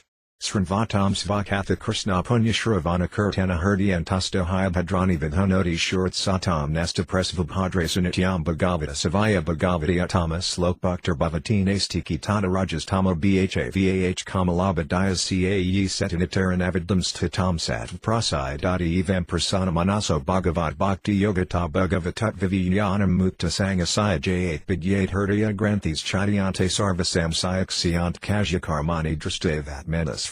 Translation: it is said in the Srimad Bhagavatam, January 2, 2017 to 21, Sri Krishna, the personality of Godhead, who is the Paramatma, Supersoul, in everyone's heart and the benefactor of the truthful devotee, cleanses desire for material enjoyment from the heart of the devotee who relishes his messages, which are in themselves virtuous when properly heard and chanted. By regularly hearing the Bhagavatam and rendering service unto the pure devotee, all that is troublesome to the heart is practically destroyed, and loving service unto the glorious Lord, who is praised with transcendental songs, is established as an irrevocable fact. At the time loving service is established in the heart, the modes of passion, rajas, and ignorance, tamash, and lust and desire, kama, disappear from the heart. Then the devotee is established in goodness and he becomes happy. Thus established in the mode of goodness, the man rejuvenated by loving service to the Lord gains liberation from material association, mukti, and comes to know scientifically of the personality of Godhead. Thus the knots of the heart and all misgivings are cut to pieces. The chain of fruit of actions, karma, is terminated when one sees the self as master. Rajas tamo hate tabe pibe nistar hridaya abhadra sabgu saib tahar. Translation: he will become liberated from the influence of the modes of ignorance and passion, and thus all inauspicious things accumulated in the core of the heart will disappear. Kikoar bujhabo kadabaro se kahi kudra amidina hina kono sakti nai. Translation: how will I make them understand this message of Krishna consciousness? I am very unfortunate, unqualified, and the most fallen. Therefore I am seeking your benediction so that I can convince them, for I am powerless to do so on my own. Athika and Echo Prabhupāda Bulai Bear Jato Maricha Prabhu Koro A Bear. Translation: somehow or other, O Lord, you have brought me here to speak about you. Now, my Lord, it is up to you to make me a success or failure, as you like. Akila Jagat Guru. Bakana Se Amara Lankarta Korabar Kamata Tomar. Translation: O spiritual master of all the worlds, I can simply repeat your message, so if you like you can make my power of speaking suitable for their understanding. Tabakrpa hail more kata sutta habasaniya sabarasoka dukkha jay gusaib. Translation: only by your causeless mercy will my words become pure. I am sure that when this transcendental message penetrates their hearts, they will certainly feel gladdened and thus become liberated from all unhappy conditions of life. Anyacho jadi prabhu amare nakat nasau prabhu nasau samate kasthera puddalai jada nasau samate. Translation: O Lord, I am just like a puppet in your hands. So if you have brought me here to dance, then make me dance, O Lord, make me dance as you like. Bhakti nai bida nai name kubdaro Bhaktivedanta namebe sarda kora. Translation: I have no devotion, nor do I have any knowledge, but I have strong faith in the holy name of Krishna. I have been designated as Bhaktivedanta, and now, if you like, you can fulfill the real purport of Bhaktivedanta.